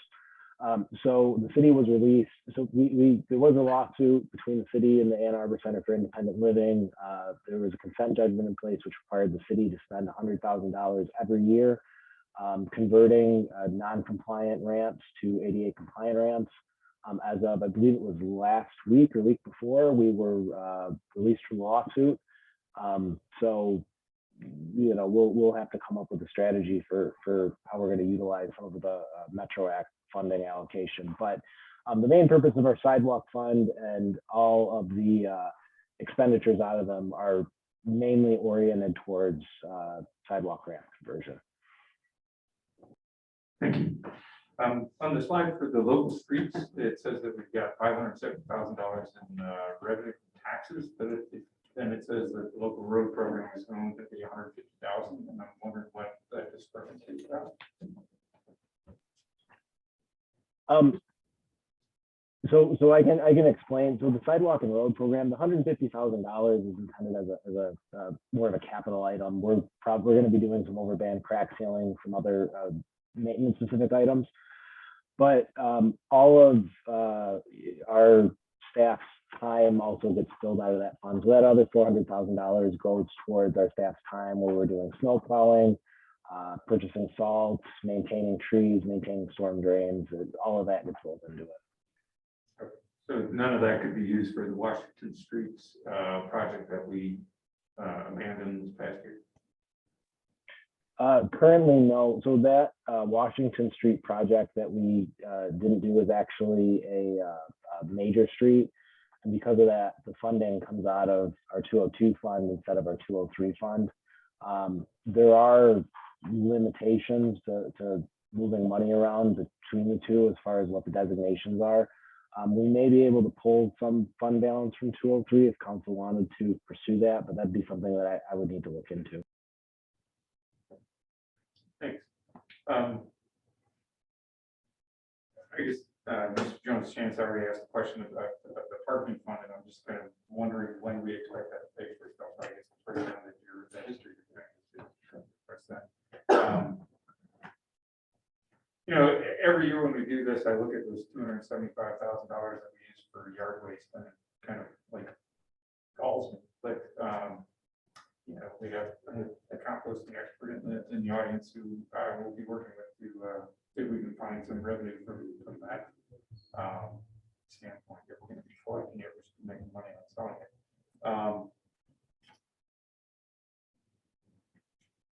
The other question is, can some of the other motor pool expenses be delayed beyond the 23 fiscal year? Seems like there's a lot in that column for the motor pool.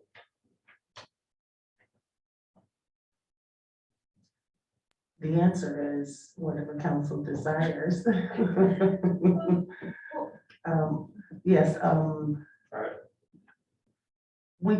I can find out which ones need to be replaced, you know, immediately. But of course, if we can delay any purchase, yes. I guess at some point I'd like to see what the breakdown is, and not here. I guess I'll talk about the drinking water revolving fund. Okay. There's parts of that I just don't understand, and there's a lot of items in that so we can talk about that. Mr. Barr, your hand was up. Yes, in regard to the sidewalk, the revolving sidewalk fund, the history of that is that the city is responsible for city sidewalks. If someone trips and falls and injures themselves, the city is responsible. A number of years ago, a lot of years ago, the city started a sidewalk fund to go through the city and repair the sidewalks to reduce the liability on them. Additional questions from council? Mr. Rojas, were you done? Yeah, I'm done. Okay. Any other questions on this first reading? Seeing none, Clerk Kalanga. Mayor Pro Tem Brown, Yes. Councilmember Somerville, Yes. Councilmember Morgan, Yes. Councilmember Simmons, Yes. Mr. Jones Chance, Yes. Councilmember Wilcoxen, Yes. motion carries with 6 yes, 1 absence. Thank you. Mr. Jones Chance, you have our next ordinance, 1390.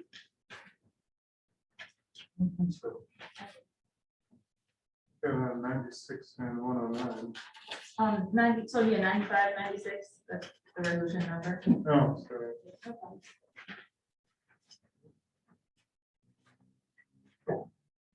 Resolution 2022-096, resolved by the city, resolved by, oh, 95, I don't have that. it should be. I do, it's lost. Uh-oh. What's that? You got it. Whoop. Resolution number 2022-095.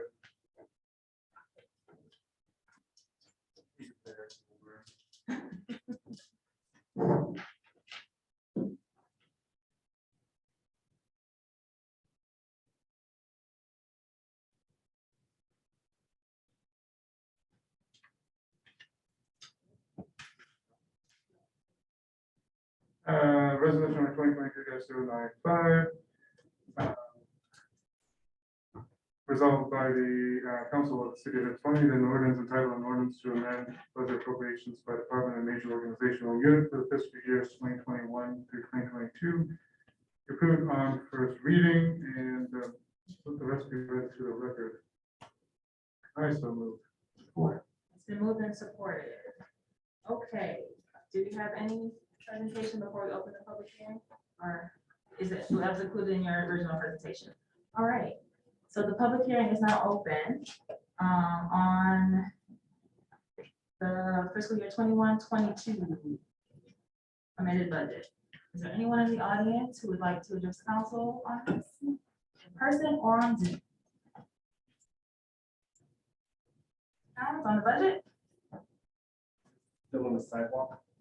This is about the budget for 2021-22 overall.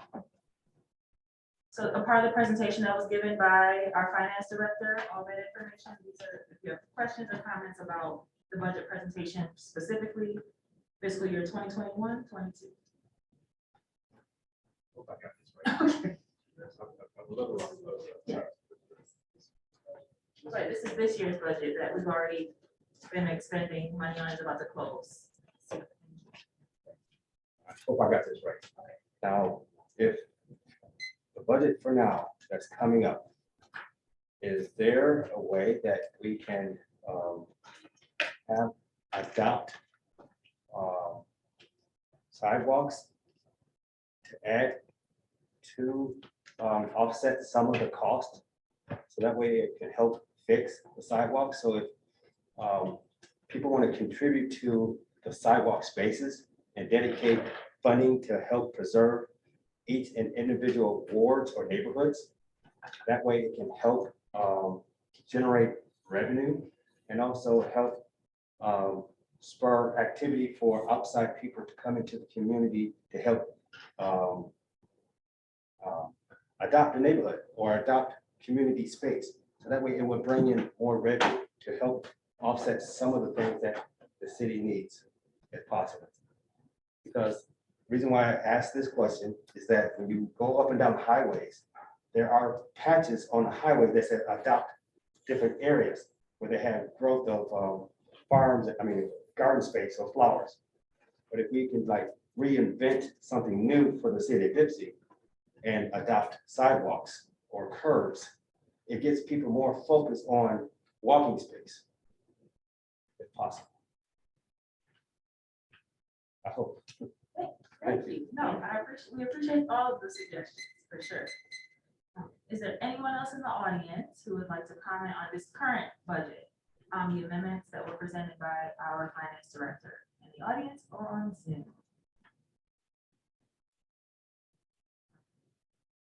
Seeing none, Mr. Jones Chance?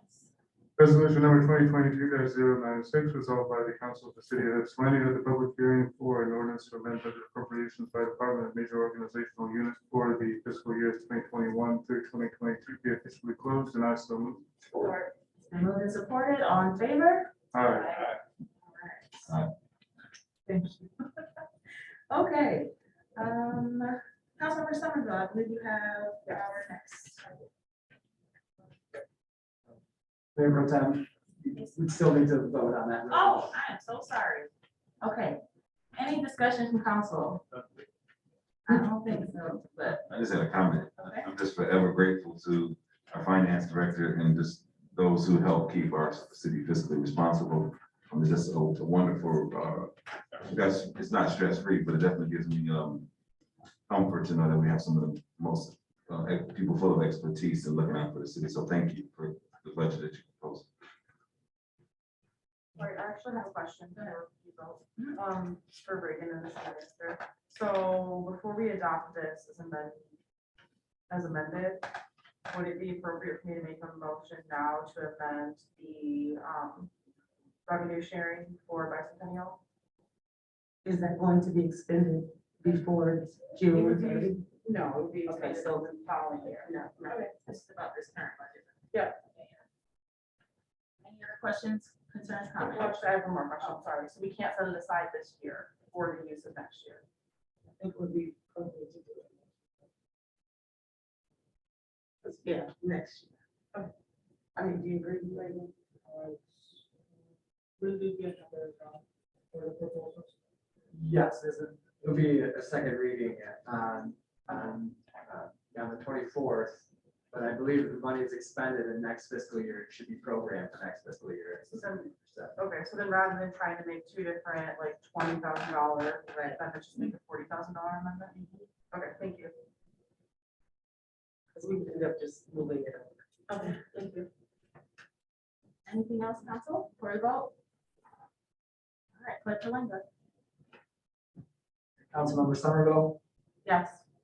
Councilmember Morgan, Yes. Councilmember Simmons, Yes. Mr. Jones Chance. Yes. Councilmember Wilcoxen, Yes. Mayor Pro Tem Brown, Yes. motion carries with 6 yes, 1 absent. Councilman Somerville now. It's your turn. Okay. Alrighty, resolution number 2022-097, resolved by the council of the city of Ypsilanti that the proposed ordinance entitled the 2022-2023 tax levy ordinance be approved on first reading, and I so move. Or Moved and supported. All right. Any discussion from council? Or is there any commentary or presentation from staff? No. Questions? from Council. All right. We'll then open the public hearing. Is there anyone in the audience who would like to address council on our 2022-2023 tax levy ordinance? Anyone on Zoom, please also raise your hand.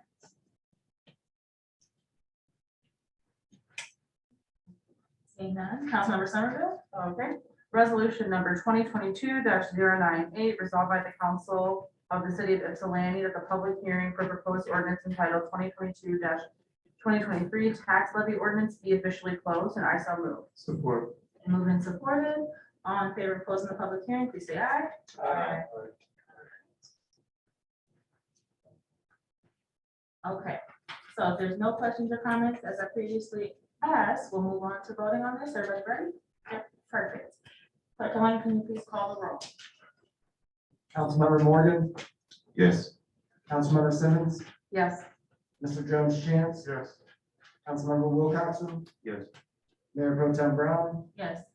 Councilmember Somerville, Yes, motion carries with 6 yes, 1 absent. thank you. Councilmember Morgan, I believe you have our next ordinance. I do. Thank you, Mayor Pro Tem. Resolution number 2022-099, resolved by the council of the city of Ypsilanti, whereas the city has an interest in protecting the health, safety, and welfare of the community, and whereas the city has an interest in protecting the economic diversity and image of the community, and whereas the city has an adopted master plan that reflects the policy goals of the city, and whereas the planning commission held a public hearing, reviewed the proposed amendment, and recommended the city council adopt the proposed ordinance amendment. Now therefore be it resolved that the Ypsilanti City Council adopt the ordinance entitled Research and Development in Center. So move. Support, and moved and supported. All right, who will be talking to? Hello, Mr. Good evening. Hello, council. Andy Amott. I would like to just give a really brief presentation if possible. This first request is a zoning ordinance text amendment to allow for research and development related uses in center zone as a special land use. And it would also further define a few things in the zoning ordinance related to research and development. It would also allow accessory uses like some autonomous vehicle and electric vehicle related uses. And again, this is a special land use, so it would be planning commission's discretion to be able to approve such a use and such a site plan in the center zone. So I'm happy to answer any questions about the material that was provided or about this amendment in general. So we're gonna open the public hearing, so if you could just hang out with us for a little bit. So the public hearing is now open. If there's any member of the audience who would like to address council about the center zoning district ordinance. Oh, Mr. Brown. And thank you again. Now, with this zoning ordinance, would this also pertain to autonomous garden farming equipment?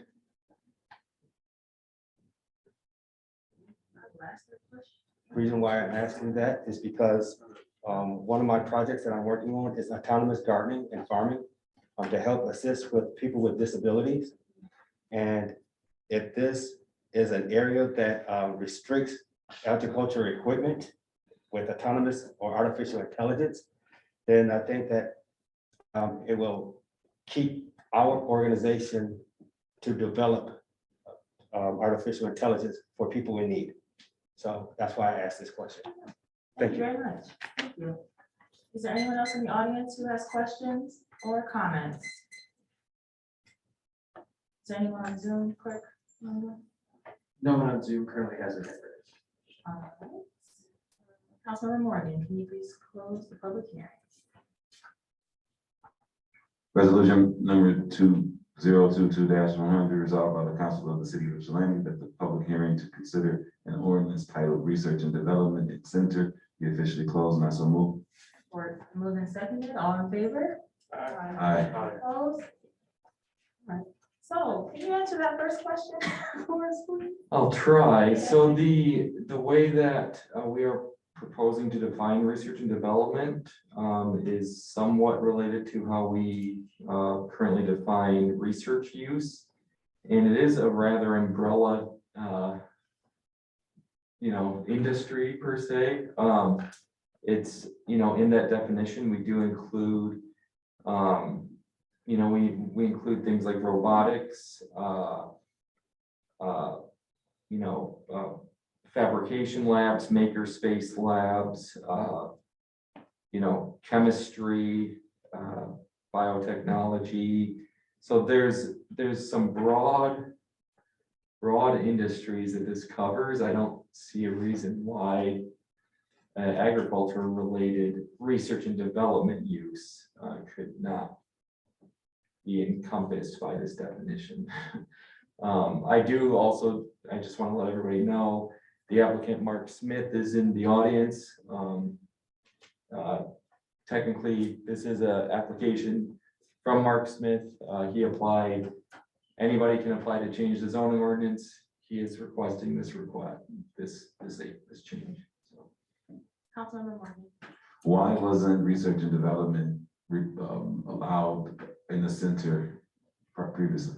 So I can't really speak to this. I don't know what the direct intention was, but a lot of times research and development uses, can pertain to heavier industries, not just, small scale, chemistry, small scale, robotics and like instrumentation, more technology related uses. So a lot of times research and development, I think, has a connotation to industry.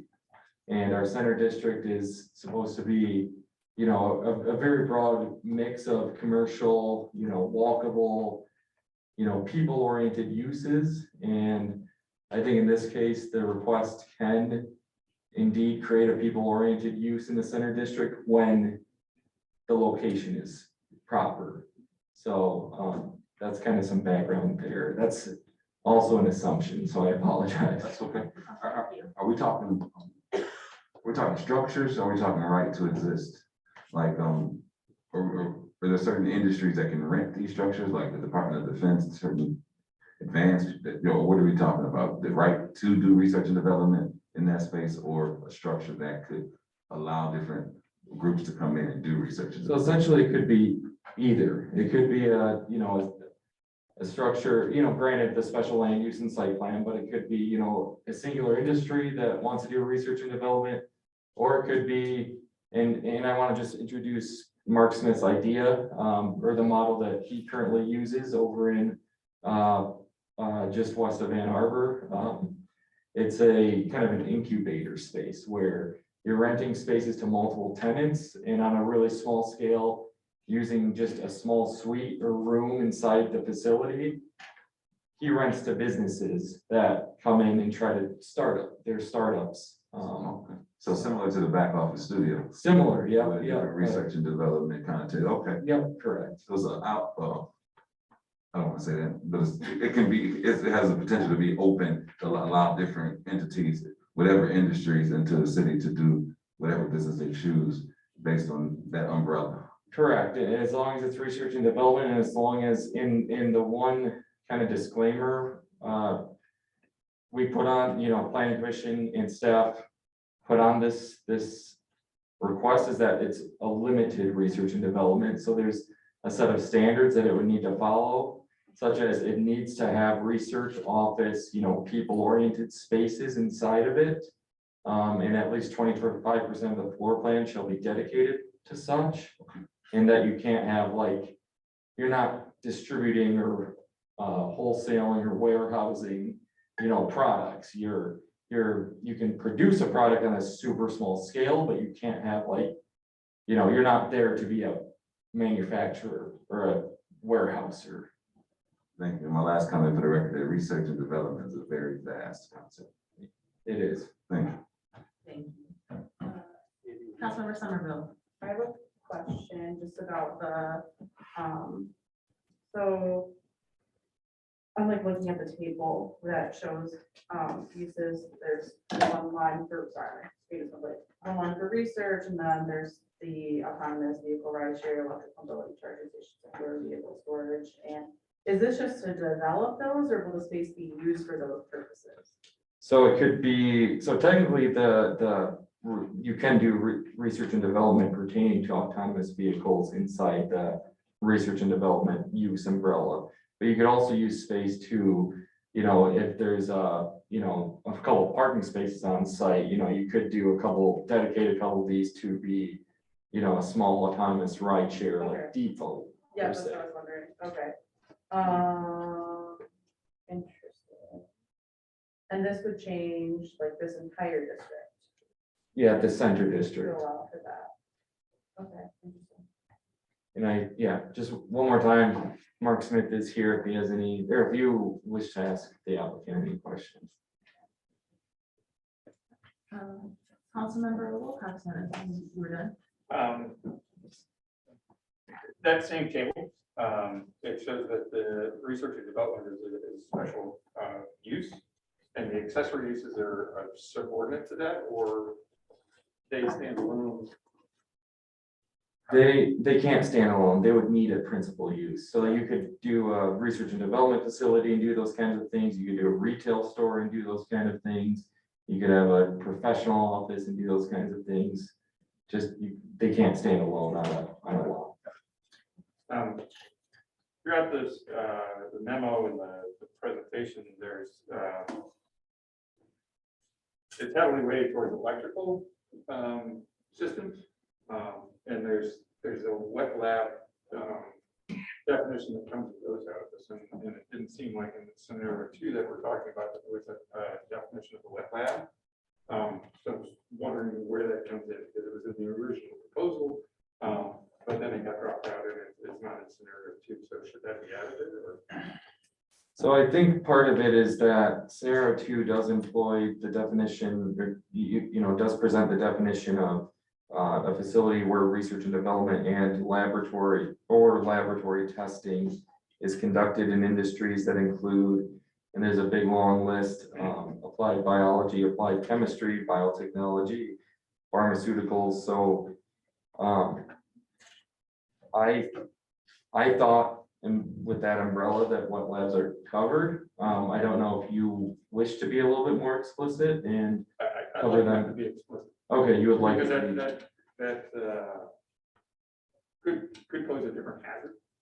Okay. And so just trying to figure out how that's gonna mix together. I looked at the tenants at the facility on Wagner Road, and that seems to be fairly diverse. Yeah. There's a lot of people doing discovery kind of things there. And the next question is, there's a statement in here about pilot scale. Pilot scale for pharmaceuticals could be pretty huge. And the lab space needed for that and the qualification for GMP systems and things like that. So I'm wondering what site is being talked about here? It's not in my cover zone to bring up the site because it's a text amendment. I don't know if the applicant can answer that or if it's really within the scope to ask the applicant. Okay, yeah, I'm just curious because a lot of the language, we don't even know, but there's a lot of the language about electrical vehicles and things like that. And then I'm thinking about other uses for that space. And if we're approving all of these things, then they put different hazards. So the question, has this been worked out with the fire chief, and public safety, or will the tenant look similar to the Wagner Road?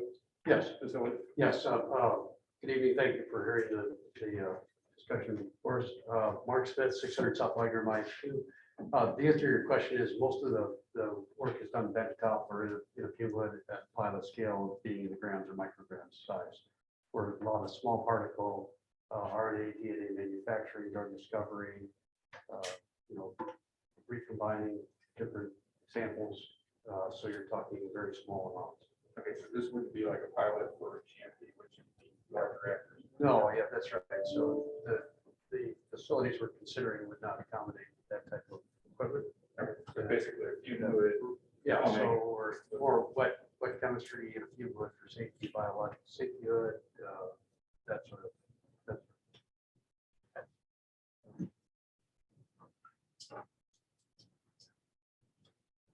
In the event that there's kind of we're limiting warehousing and manufacturing, any chance that it spreads to some of the venues that we got sitting open for manufacturing? Well, manufacturing and research and development of kind of a more manufacturing nature are still allowed in the PMD zone. So I mean, that is a zone that would allow such. I think the intention is from Mr. Smith is that, he wants his employees and all the tenants, they want to be part of a more downtown setting. They want to be able to go to lunch at the local restaurants, they want to be able to partake in the community a little better than being in the in the more outskirts, PMD. Yeah. So the type of worker that we're attracting is younger scientists, the bench scientists. They like the urban center, they like the urban core, and we intentionally aggregate a lot of smart people in a single place so they can collaborate. And this acts as a force multiplier. So your company gets the benefit of that company, gets the benefit of the other company. We solve problems. We've been using this model for 22 years now, and we've seen amazing collaboration and success over the 22 years, over 80 companies through our doors. We've only had 7 cease and function, almost all early stage or pure startup. So the idea is for us to put in what we call sticky infrastructure, and that causes these companies to locate and put down roots and stay for a long period of time. And on the manufacturing side, I run into this in a lot of cities that we talk to. The vision of manufacturing is our fathers or grandfathers manufacturing heavy industry.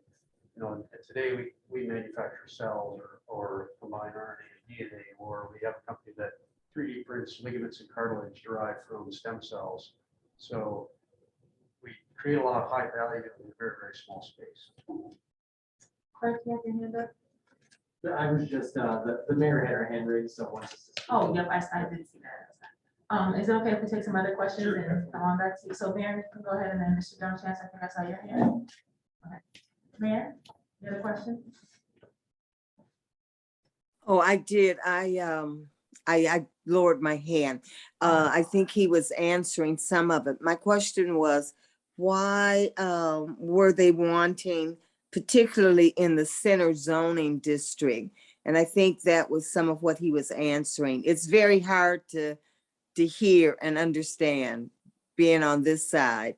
So I think he might have answered some of that with Mr. Wilcoxon's last question. So.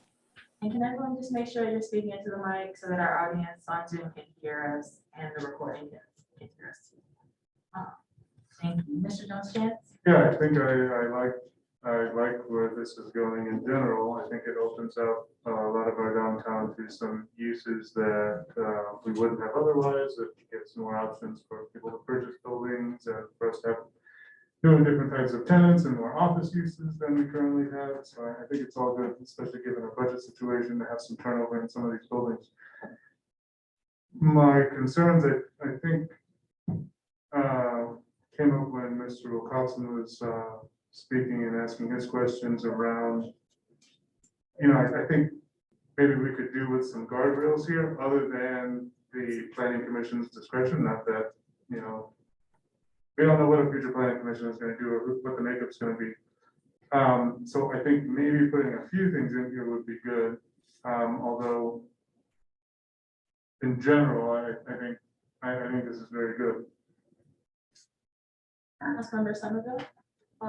Yeah, I guess I have some questions about, so by us amending this, and it being like the entire, like everywhere, where the center, exists in our planning, so it's most, looks to me like most of like the DDA district. I guess like, has anybody thought about the unintended consequences about what this could potentially do to the existing housing crisis? Does anybody have concerns about, rather than utilizing our space best for housing, it will give developers more of a,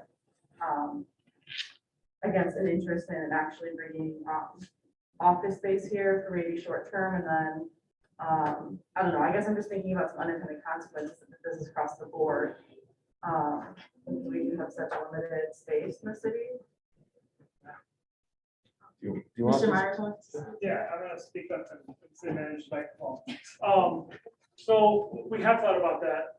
And I know we can't talk about specific buildings, but this building in question is been looked at several different times for housing, and every developer who's looked at it in that lens has not actually been able to make that work due to the needed infrastructure cost and redesign of the entire structure. So I think that people who are working at 600 Wagner are living in the city, working around the city already. And so I think there are other places to look for housing, but this facility, based on the 4 or 5 developers that we've worked with, have not been able to make this work due to the constraints on the building. Okay, yeah, I guess it's hard for me to wrap my head without knowing what location. So I just have some concerns about this being right across the board. Sorry, I'll speak in my microphone. Ypsilanti is very small and we have a high need for housing. And I get that, I mean, I don't know which building this is, but I think that we can do more to encourage housing to be built rather than I think autonomous is cool. I think autonomous rideshare, thought about it today, but we have a housing crisis. So I'm just a little fearful that if this is across the board, I guess I'd be more comfortable if this was just like a special exception use for one site rather than across the board.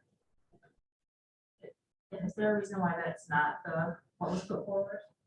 So what you're getting into is more contract zoning, which is illegal. I know that you're calling it something else, but that's where making a use for a specific site is really challenging. just based on the way the law is written. Mr. I Barr. guess, yeah, I guess I'd be curious how challenging. I would prefer to see us figure out how we could do it, make this possible for just one site rather than across the board. Councilmember Morgan. I just want to make a few notes, and maybe ask a question. I'm all for, I would say thank you for bringing that idea forward of just to be able to have a new lens of what we could repurpose some of our land mass for. I am interested, like, again, in what it could be, this hub, different entities coming in and going, wondering how that would change the natural integrity of what we have here as a city. Are they gonna affect us more, or are we gonna affect them, right? You said a certain type of, and it will increase again, you said young scientists, right? So want the young perspective, and want to know, so I'm curious to know how that model has affected some of the land masses or some of the culture of some of the cities that you've had the opportunity to visit. And lastly, how do you know this is the right place for that, right? What kind of research has been put into it to know that we are the type of city that could handle, could maintain and sustain a model such as that? And lastly, just changing our whole zoning orders for one idea, to me, it's a lot. So I would love to hear some of that. Sure. So let me see if I can replay all those for you. Why do they want to be here? The urban core is what draws the young, it's of interest to the young scientists. We have a town gown and business gown relationship with the University of Michigan, with other Wayne State, with Michigan State. We're cultivating that relationship with Eastern Michigan with the intent that we need to provide talent and to draw companies in from outside the area. We need to have that pipeline of talent. So working closely with the university, both geographically and effectively, helps us supply that talent. We tend to work with Washington Community College as well. What was your second question? I'm sorry. About affecting the natural cultural state of the place. Yeah. So, Gippsland is an exciting younger community from my perspective, and this will add to that. The younger scientists have some disposable income. It's a walkable community. You have, I understand the limitations on housing, but you have some beautiful housing stock and potential here to add more through Water Street. So it's attractive to the young scientists. It's an opportunity zone as well, which has tax benefits. And I personally believe the original opportunity zone intent was to drive investment into companies, not into real estate. And we really want to test that theory that we can push investment into companies that want to put down roots here. Again, our mission is to grow companies that will put down roots in the community and make a difference. So by creating sticky infrastructure, we make it really hard for them to leave. We don't want them to leave. We want to grow with them. The question about converting housing stock, that's a difficult lift for somebody doing something like I am. Convert a house to a lab structure is extremely expensive, and not every structure is going to support it. So it's only going to be certain structures and certain locations that will support that kind of growth. And then your last question was. You're selling it to us, right? So, Yeah. It's okay. Yeah, I'm just putting it together. Like you write down in Ann Arbor, you have a space in Ann Arbor, correct? Yeah. And in that model, you got different businesses coming and going. But Ann Arbor is a very diverse place. It is. It's probably #1 place for degrees in the country. So food, taste, we're a little different down here. So you must see something similar or something a little different. It is different, but there's a lot of benefits here. It's just different benefits. It's just different stock of benefits, different resources. That's all. No offense to us, right? Opportunity zone is one. You're closer to the metro airport. So these types of companies need to be close to an international airport. We're pulling companies in actually from out of the region and out of the state. And so this is attractive to them. We try to provide a cost-effective lab, whereas say University of Michigan might charge $100 a square foot. That's out of reach for a lot of these early stage companies. So beyond just the structure itself, we have a lot of programming and support that goes into each of these companies. So they don't have to have a dedicated CEO or CFO. We provide some fractional executive talent. We provide coaching. We provide initial customer discovery. So there's a lot of programming for us to provide to not only companies that are pulling in, but people in the community who want to start their own company. And we foresee extensive programming to help people get their companies up and going. And as a company, and I'm done. Thank you so much. Yeah. Councilmember Simmons and then Mr. Johnson. Yeah, I'm excited about the concept here with this. I think what's really important and one way you build resilience is through diversification, right? So, and like you have a strong tax base, right? When you have diverse housing stock, when you have diverse companies and industries, and we've seen what's happened in this region with, back in the day, all our eggs were in the automotive basket, right? And so to bring something new and kind of innovative into our city to me is really important, despite, the other concerns that we have, because I think it helps, again, kind of diversify offerings of employment potential, brings, different people into our city who maybe then would make other investments, worth a lot of other things, and to me that leads to greater resilience, in different areas. So I think it's pretty cool. So I'm pretty excited. If I could speak to that point, just because it happened today, I want to bring it up. 5 years ago, we started a relationship with Ocker Chemie, an international chemistry company. And we did a pilot project in our facility on Wagner Road as a small R&D center to see how that might affect their ability to attract talent. Today, we've cut the ribbon on 150,000 square foot new R&D center and global headquarters for Ocker on State Street with the Governor Whitmer. So that's the sort of thing that we see happening. We have half a dozen companies that over the next 2 years will break out and start manufacturing. They will need facilities of their own. They'll go from 5,000 or 10,000 square feet to 20 and 50 and 70,000 square feet. So again, the goal is to keep them here in the community and have them grow with us or help them grow. And that's, today was a great example of what can happen. Mr. Johnson. I just wanted to say for my part, I don't have a lot of concerns about the housing issue. I think what's mainly, talking about taking storefronts and maybe turning them into more office or research type spaces. The center district is not home to most of our housing, and what there is not likely to be converted for this use. So I would say the overall effect is likely to be zero-ish. But I think this opens us up to a lot of other opportunities, and we don't have a lot of plan to put this other places. And so I think this makes a lot of sense, and I'm for it. I just want to also just state that our center zone does allow for pretty dense housing. The densest it allows pretty much anywhere. So there is, the center zone is ready for housing development. It's just, it allows for, I believe 2 units and on by right. I believe at a certain threshold, it becomes a special use, but so it is center district will stay very housing ready. Yeah, and most of our retail spaces, well, not most, but a lot of them have housing above anyway. There's no saying we can't continue doing that.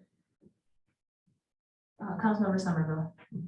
Yeah, I guess like my concern with us changing this across the board rather than having like a variance for a specific building is there are certain types of buildings in all of these areas that will be covered that could be converted into housing. But they could also not be converted into housing if we allow these other uses. So people may feel strongly about having something similar rather than investing properly in housing. So I'm thinking like on the corner of Michigan Ave and Hamilton, where we have like a building with office space right now. Well, we're seeing trends where office spaces are being converted into housing. So if there's an opportunity for a developer to come into Ypsilanti and they have a choice, I think, between creating a facility that would allow these types or housing. I guess that's where my concern is at by doing an across the board approach. And so I guess, Mr. Barr, can you just like talk to the city's ability just to have a variance for this type for one property? Yes, I can. Mr. Myers indicated that, thank you, Mr. Myers, that this would be something like contract zoning. And there is a concept known as contract zoning, where a municipality will take one particular piece of property and then work out an agreement with a developer or the owner for a particular purpose that's not included in the general zoning law. It's an exception to the zoning law. And there's no federal law or particular state law that says you cannot do this, but there's a lot of opposition to it and a lot of court cases involving it. And so it is it's generally in the planning community, considered to be not a good option. You can do it, but if you do, you are taking a risk. Thank you. Thanks, Mr. Myers. Mr. Wilcoxon, or Mr. Jones. Either way. Either way. I just want to talk before we're done. Okay, Mr. Jones Chance, go ahead. Yeah, I just wanted to, I don't know which light I'm gonna shed on this housing piece, but if you have the option to develop office or multifamily, for example, you tend to do multifamilies because the returns are better. Which is why you're seeing the trend of, offices being converted.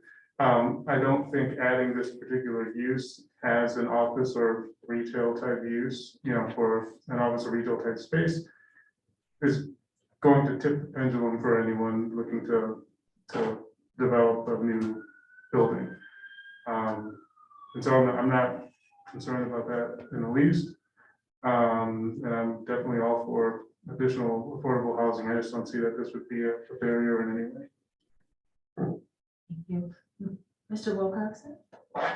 Yeah, I just had a question about the limitations of multi-axle delivery. And we have lots of business downtown that take multi-axle delivery all the time. So Mr. Dunwoody was commenting on this, and so I'm wondering why this is being discussed. Why is there a difference? So our idea from staff is to put that condition in, and planning commission opted to take it out. So with the ordinance in front of you, it does not involve any measurement of axles in vehicles. The original intent was just to try to prevent, semis from actively coming in and out of the site, but this, through discussions with Mr. Smith, the use that Mr. Smith uses really does not involve much of that. And, but every now and then, there needs to be a multi-axle delivery or delivery to my knowledge. So planning commission said that because the city does not regulate axle vehicles in other uses in the center zone, they don't want to do it here. We've seen it in our home occupations ordinance. The home occupations ordinance prohibits number of axles because we want to discourage semis being a part of home occupations. But planning commission did not think that this should have any, should exist in this amendment. So I guess I'm looking at the map. I'm looking at the map of the center zone here, and it's not very big. And thinking about the properties that are there and how they could be converted for this kind of use, I think pretty obvious what the proposal is, but looking at the other buildings and that, and I don't see that a whole lot of the other spaces would be amenable to this kind of R&D. So I get that we're doing this across the board to facilitate a particular interest, but I don't think that this is going to extend much beyond maybe two properties that in the court. And my question is, there are other places that are very close, and why this is so attractive as opposed to, say, South Hamilton or South Carolina. And maybe that's not a question to answer, but yeah, the intent is the intent. But I see this as a fairly good thing. I mean, diversifying the use of our downtown, getting people to come in for work. It generates a different kind of revenue than housing would. And there's going to be income generated by this. And this would be a cool use. My final, thanks. So that's my final comment. I appreciate everything that I heard so far tonight, and I just would love for Mr. Smith and his company to take a concerted effort at looking at people at Eastern Michigan and local talent that are in the field in which you are looking to undertake here. Thank you. I'll say that's exactly what we want to do, as I mentioned, developing the pipeline with the university, so we can, again, pull companies from outside the state or outside the region with the idea that we have ready talent through things like STEM Forward and MEDC, being able to pay for internships, identifying those prospective workers as at junior, sophomore, junior, senior level, or even as lab technicians, which both Eastern and Washtenaw have a program for now. Thank you so much. Yep. Further comments or questions from council? Seeing none, Clerk Kalender. Please call the roll. Councilmember Morgan, Yes. Councilmember Simmons, Yes. Mr. Jones Chance, Yes. Councilmember Wilcoxen, Yes. Mayor Pro Tem Brown, Yes. Councilmember Somerville, No. 5 yes and 1 no and 1 absence. The motion carries. Councilmember Simmons, you have our final ordinance for tonight. Resolved by resolution number 2022-0101. Resolved by the council of the city of Ypsilanti, whereas the city has an interest in protecting the health, safety, and welfare of the community. And whereas the city has an interest in protecting the economic diversity and image of the community. And whereas the city has adopted a master plan that reflects the policy goals of the city. And whereas the planning commission held a public hearing, reviewed the proposed amendment, and recommended the city council adopt the proposed ordinance amendment. Now therefore, be it resolved that the city council adopt the ordinance entitled Child Care Centers in Poor Neighborhoods. I so move. Or the moved and supported. Hello again.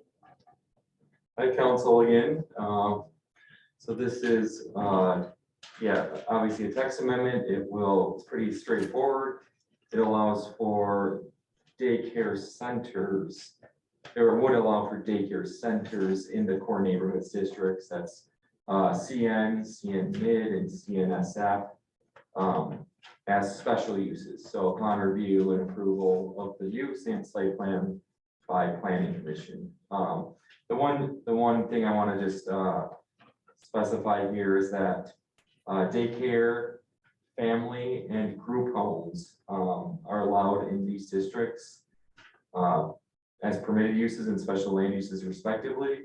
That means a group or a daycare family home can allow for 1 to 6 children by right and can allow for 7 to 12 children with a special land use by planning commission. But in those uses, the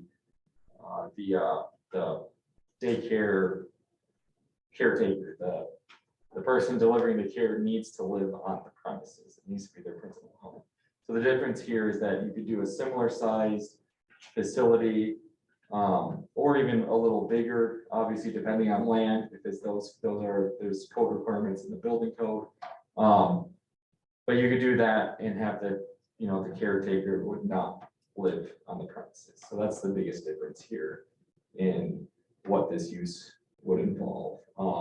The applicants are here, Rick, and are you Gretchen? And Gretchen, nice to meet you, and face to face, but they are here.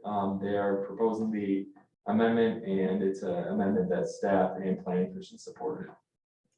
I'm going to open the public hearing first, and we'll have questions from council after. So the public hearing is now open. If there's anyone in the audience or on Zoom who would like to address council on this topic, please raise your hand.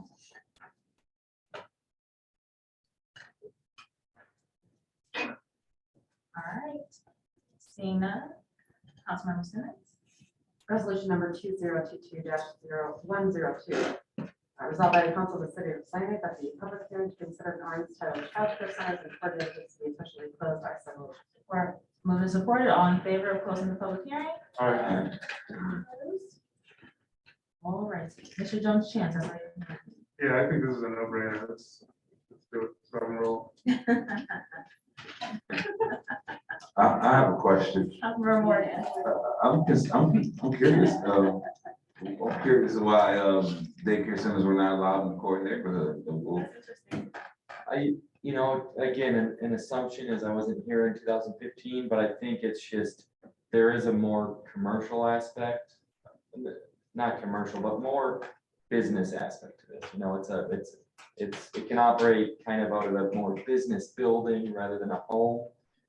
Actually, in this case, again, I'm not comfortable speaking about property. Okay. But in this case, the applicant's desire to actually repurpose a former home. Because that was my second question, wondering what was driving the initial ordinance change? Was it the need for childcare for people due to the fact that childcare is diminishing? Is it the need for a business model to enhance revenue for the city, or you just need more childcare? Yeah, I mean, to staff's, in our perspective, it's a no-brainer. We just want children to have a good childcare, and especially at a neighborhood scale, ones that the parent can walk to drop their child off, or the child can even walk to if they're responsible at a certain age.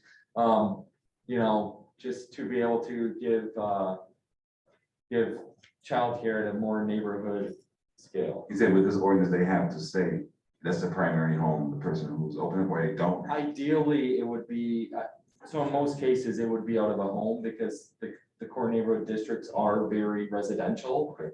There's not a lot of like business buildings per se to incorporate such. So in most cases, it would indeed be a small scale use, and it would be reviewed by planning commission with a site plan as well. So thank you.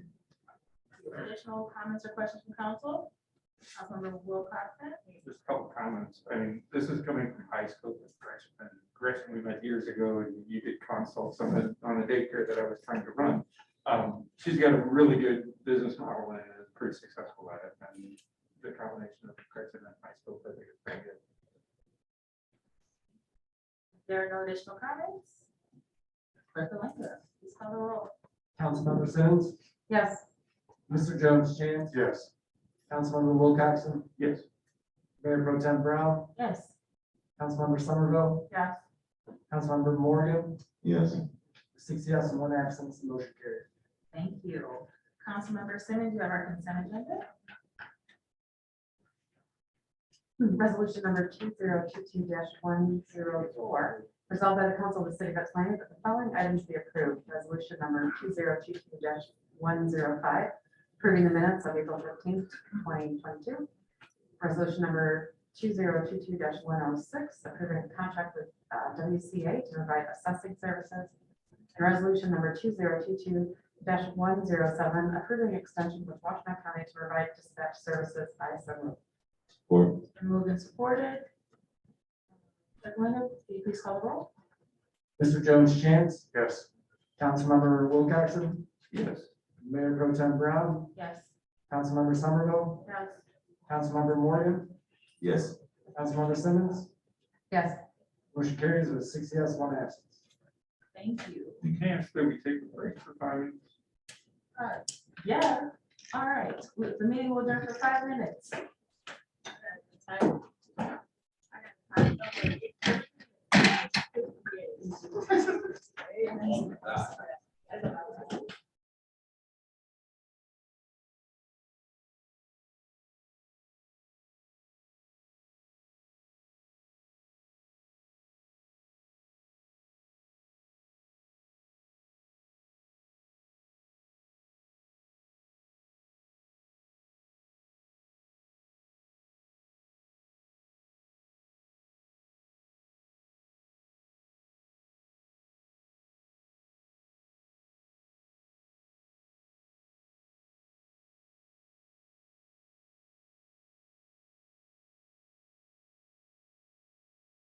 That the following non-residents be appointed to the city of Ypsilanti boards, commissions, as indicated below, that Givens to the Sustainability Commission and will expire on 5/1/2025. And I so move. Support. Been moved and supported. Any discussion from council? I just want to make a comment here. Beth has been on the Sustainability Commission for 3 years. And was recently voted to be the chair of this, and she chaired a meeting last night, which was technically not supposed to happen because her term had expired a week before that. So I'm just alerting everybody, there was no decisions, deliberations that required any vote at the meeting last night. But that's a snafu that none of us caught. So alerting everybody that happened. TC also expired at the same time, and so he's coming up later on the agenda. So that's all. Thank you so much for the clarification. Any other comments or anything from council? All right, seeing none, clerk Line, can you please call the roll? Councilmember Wilcoxen, Yes. Mayor Pro Tem Brown, Yes. Councilmember Somerville, Yes. Councilmember Morgan, Yes. Councilmember Simmons, Mr. Jones Chance. Yes. With 5 yes and 2 absences, the motion carries. Thank you. Mr. Jones Chance, I believe you have our next resolution. Resolution number 2022-019, resolved by the council of the city of Ypsilanti that the following residents be appointed to the city of Ypsilanti boards and commissions as indicated below. Tyler Weston, Bicentennial Committee, Mike Davis Jr., Planning Commission, Matt Dunwoody, and Phil Holyfield, both Planning Commission. Not so moved. Or it's been moved and supported. Any comments or discussion? Are we supposed to add Mr. Collins, or are we doing a separate? Mr. Collins is under board and commission nomination. Gotcha, nomination. Yeah, because of vote. Oh. What? Okay. I'm inside. Okay. Any comments from council? So, point of order. Can I make a motion to vote on him tonight? Mr. Barr, can that happen? If all the council agrees, yes. Everybody. I'm fine with that. All right, then I make the motion to reappoint TC Collins. I should also note that he is not a resident of the city. Well, then maybe we should do it separately because these are all residents. So we should do it separate after we finish this resolution. Right. You could do it at the time of the nomination, Oh. at the time of the agenda. Okay, perfect. Thank you for the point of clarification. So there's no comments or questions on this present body of folks that are present in front of us. Clerk Kalini, can you please call the roll? Mayor Pro Tem Brown, Yes. Councilmember Somerville, Yes. Councilmember Morgan, Yes. Councilmember Simmons, Yes. Mr. Jones Chance. Yes. Councilmember Wilcoxen, Yes. motion carries with 5 yes, 1 absent. Thank you. Councilmember Morgan, you have our next resolution, 2022-110. Resolution number 2022-110, resolved by the council of the city of Ypsilanti, whereas the result of the statewide redistricting, each voter in the city of Ypsilanti is required to be sent an updated voter ID card. And whereas the city has engaged with PSI to print and mail each voter an ID card, and now therefore be resolved that the city council of the city of Ypsilanti allocated $5,000 to account number 101-7-2621 to be used to send an updated voter ID card to each city of Ypsilanti voter as required by law. So moved. It's been moved and supported. Is there any additional information for us to put on this? So as a part of the redistricting process, if any voter has a change in district, they have to be notified through a voter ID card. As a result of the work of the Michigan Redistricting Commission, each voter in the state of Michigan has at least one new district number. So all Michigan voters will receive one of these cards. We did speak with the county who put together a list of the for us.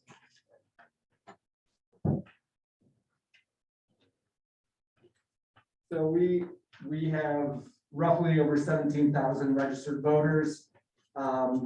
And part of the cost of this will be it's 0.106 cents per card. And then being that we have a non-profit postage, it's 0.119 cost per card for mailing. So with our voters, a $5,000 allocation should be enough to get cards out to everyone. And it has to be done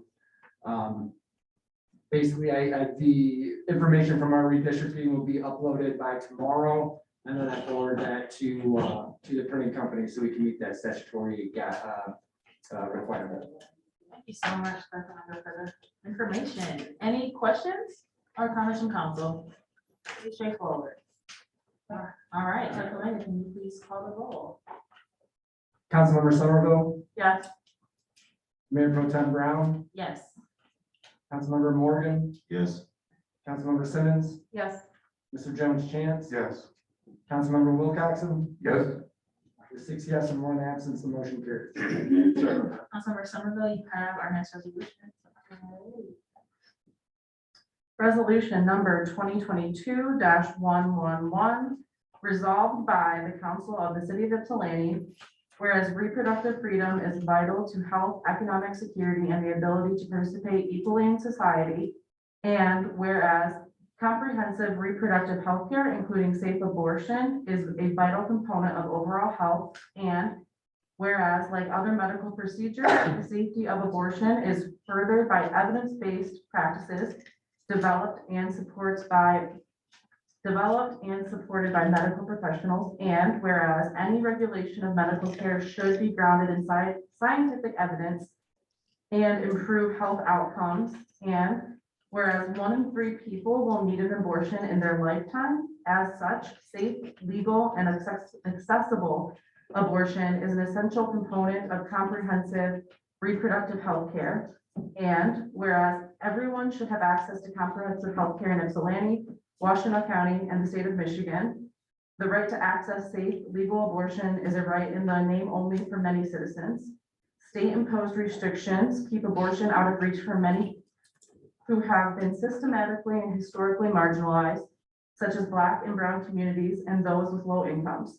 And whereas the right to legal abortion is under attack as the United States Supreme Court is set to overturn the U.S. Supreme Court Roe v. Wade ruling. And whereas the state of Michigan has a 1931 law that bans legal abortion and will go back into effect when Roe v. Wade is overturned. And whereas we stand in support of Governor Whitmer's effort to have the Michigan Supreme Court recognize a constitutional right to an abortion under the Due Process Clause of the Michigan Constitution. And whereas the Michigan Supreme Court could stop enforcement of the 1931 Michigan abortion ban.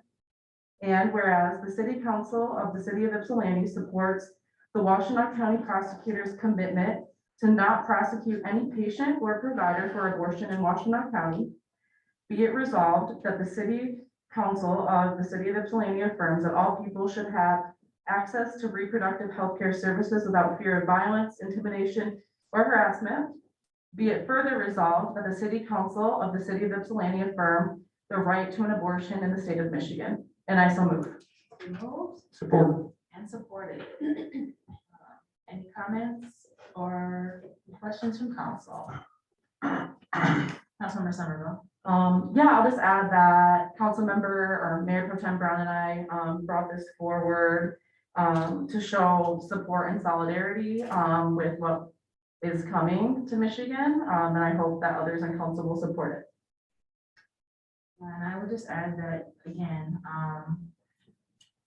folks should have full autonomy over their own bodies. And so just no matter where you land, we should not be making decisions for other folks and how they want to utilize their healthcare. If there are no other comments or questions? I just think this is great. Thank you for putting it up. Yeah, thank you. Clerk Linda. Councilmember Morgan, I don't want to vote on this. Pass, please. Abstain, please.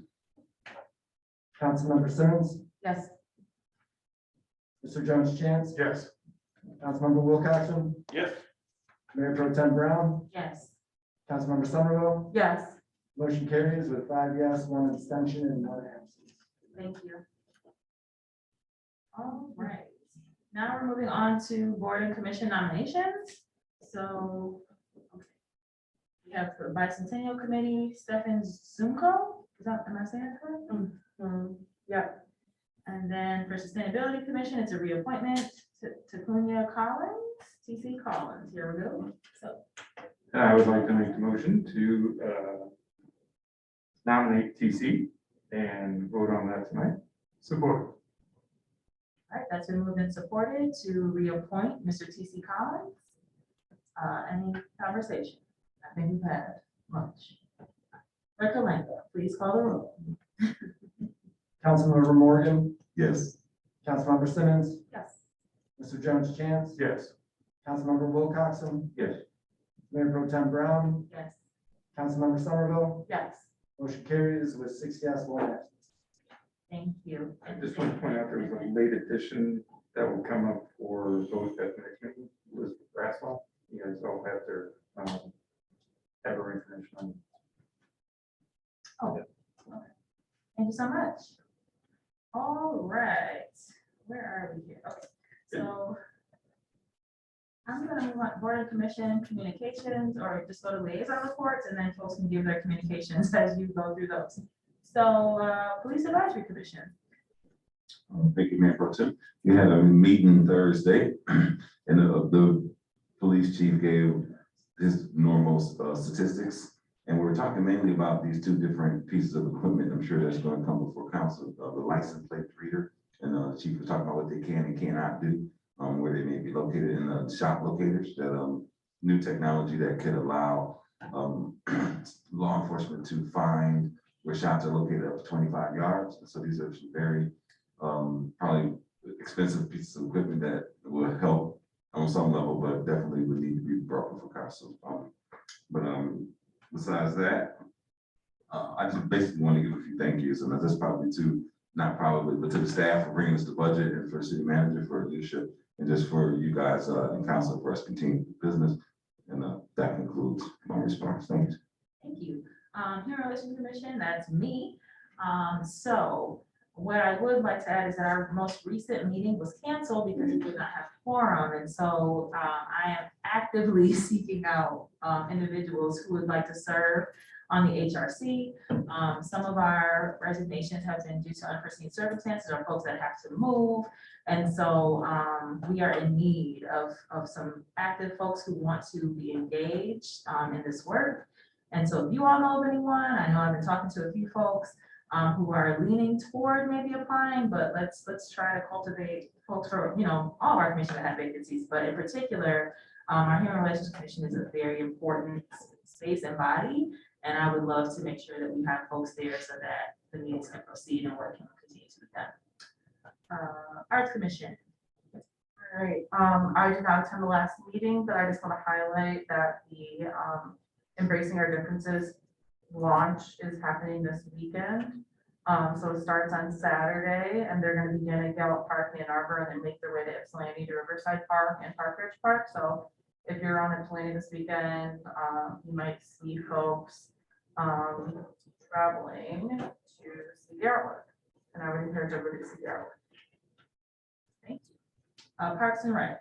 If I could add something Oh, to the sorry. Arts Commission, unfortunately, due to the water shut off, the Arts Commission meeting scheduled for this Thursday had to be canceled.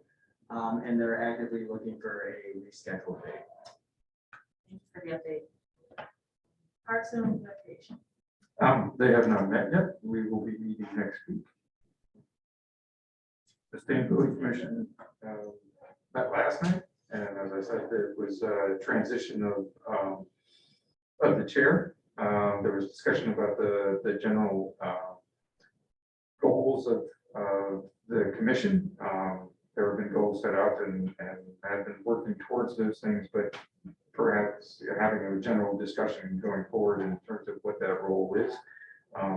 The obvious one of feeding into city council with resolutions that are related to sustainability is certainly there, but outreach, TC has been doing this very well, but that will be beefed up as well. So the next conversation will be about what the direction of that commission.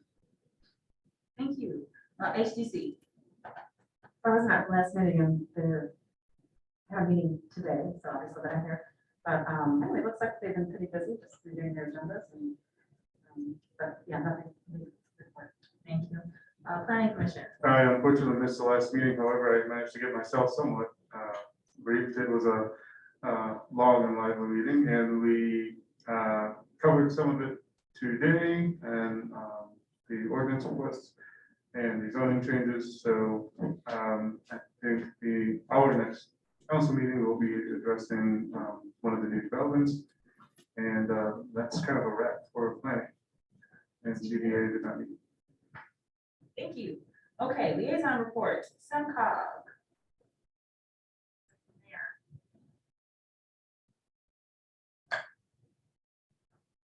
Mayor Richardson? Something happened. I hit the wrong button. I'm sorry. Yes, SIMCOG, the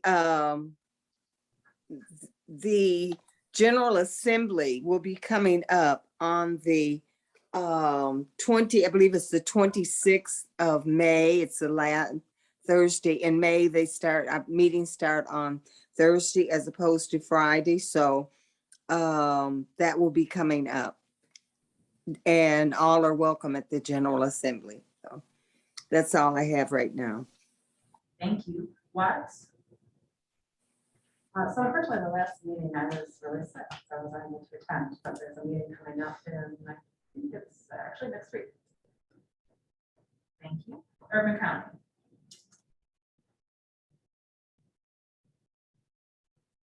Mayor as well, correct? Yep. Mayor Richardson? Urban County?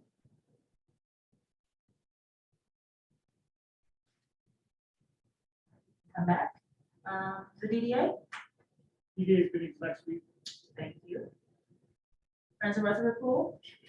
They're gearing up to open the pool. It's usually opens on the Friday of Memorial Day. There's some improvements being done to the grassy area just off of the deck that was all torn up and worked on the last 2 weekends. So they now have new sod down and they're putting up new shade structures, tarps. The other issue is the company that was usually used to start up the pool, which means drain all the water out and wash it and fill it up again, has said that they can't do it until after Memorial Day. So they're now looking for somebody else to provide that service. It's about $5,000 investment for that, and so they're now looking to see if somebody else from one of the other pool facilities can do it for them. So I will let you know how that goes. Yes, please. Thank you. Mayor Richardson, are you back for Urban County? All right, we're gonna move on to council proposed business. And I'll start with Councilmember.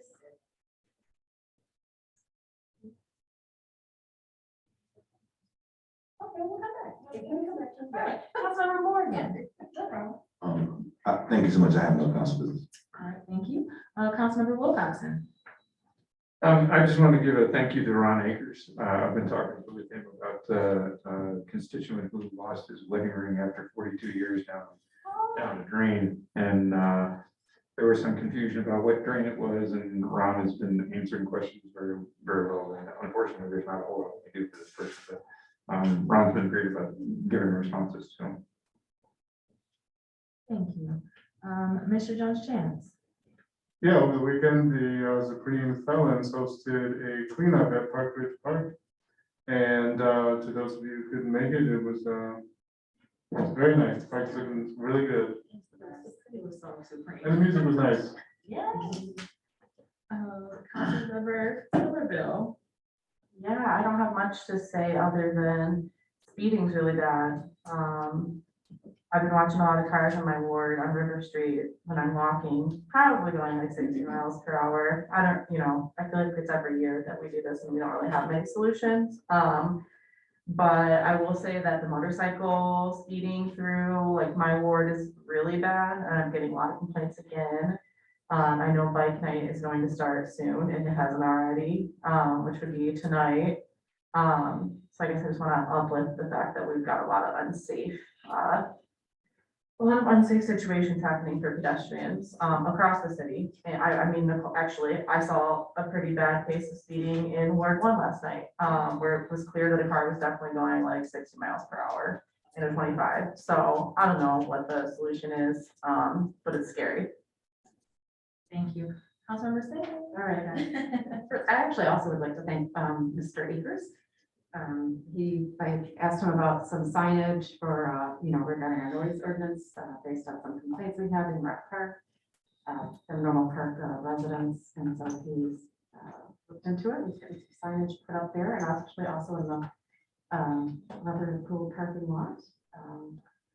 So that's nice, thank you. And I think the other thing, unfortunately, I was sick at our last meeting.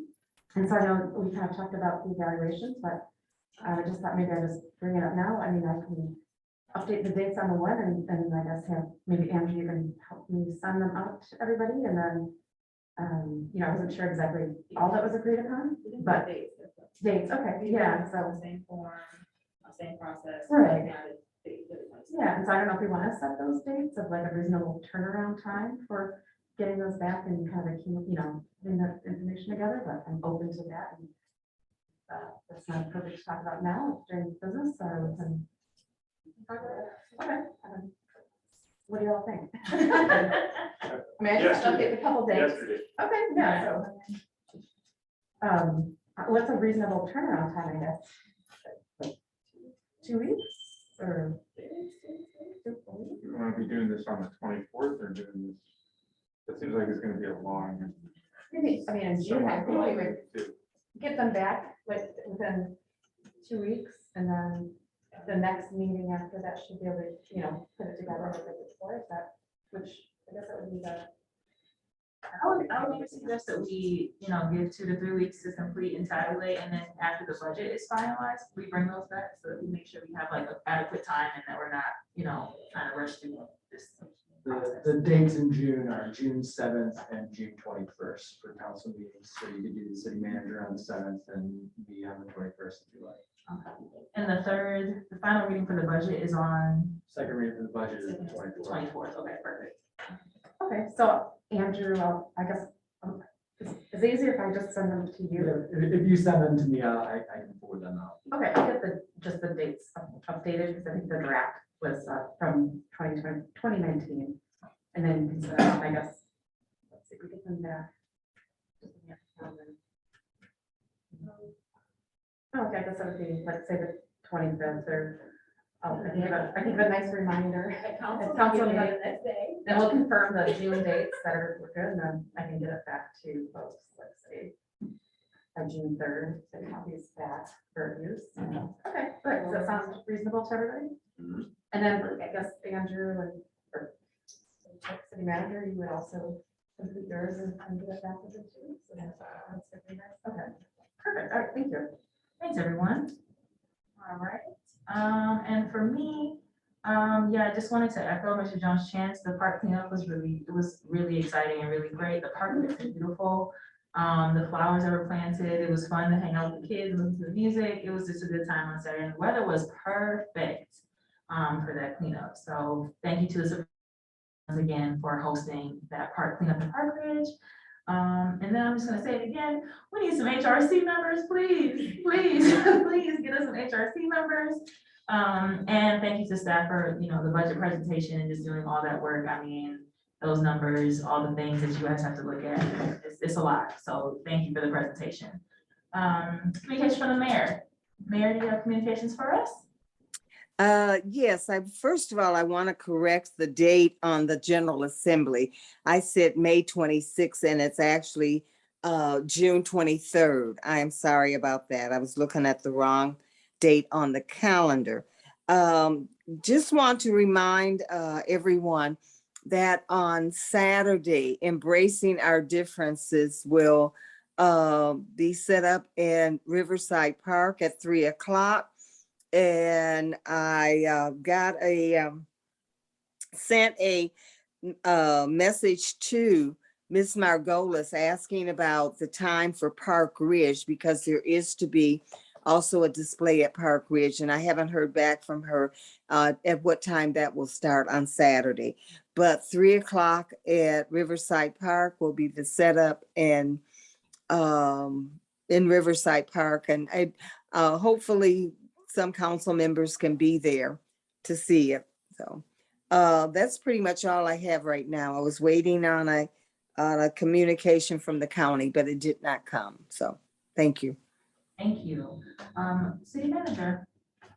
Thank you. I just want to inform council, or maybe this is a reminder from the email I sent earlier today, that City Hall will be closed on Thursday due to water shut off for this Yucca construction project outside. So most of the staff will probably be working from home. Some may be here working in intervals, maybe, a couple hours here and there. But basically, if you need any services, we ask that you do them via email or wait till the next day. And I think that's the most pressing thing I have. Thank you. Thank you so much. All right, there are no other communications. This is our second opportunity for public comment. There's no one in our physical audience, but there's anyone on Zoom who would like to provide us with any feedback or questions or concerns or comments, please feel free to raise your hand. No hands been raised. All right, then, I have one final remark. sure. This, well, you know what? I was in my council business. I'll do it next time.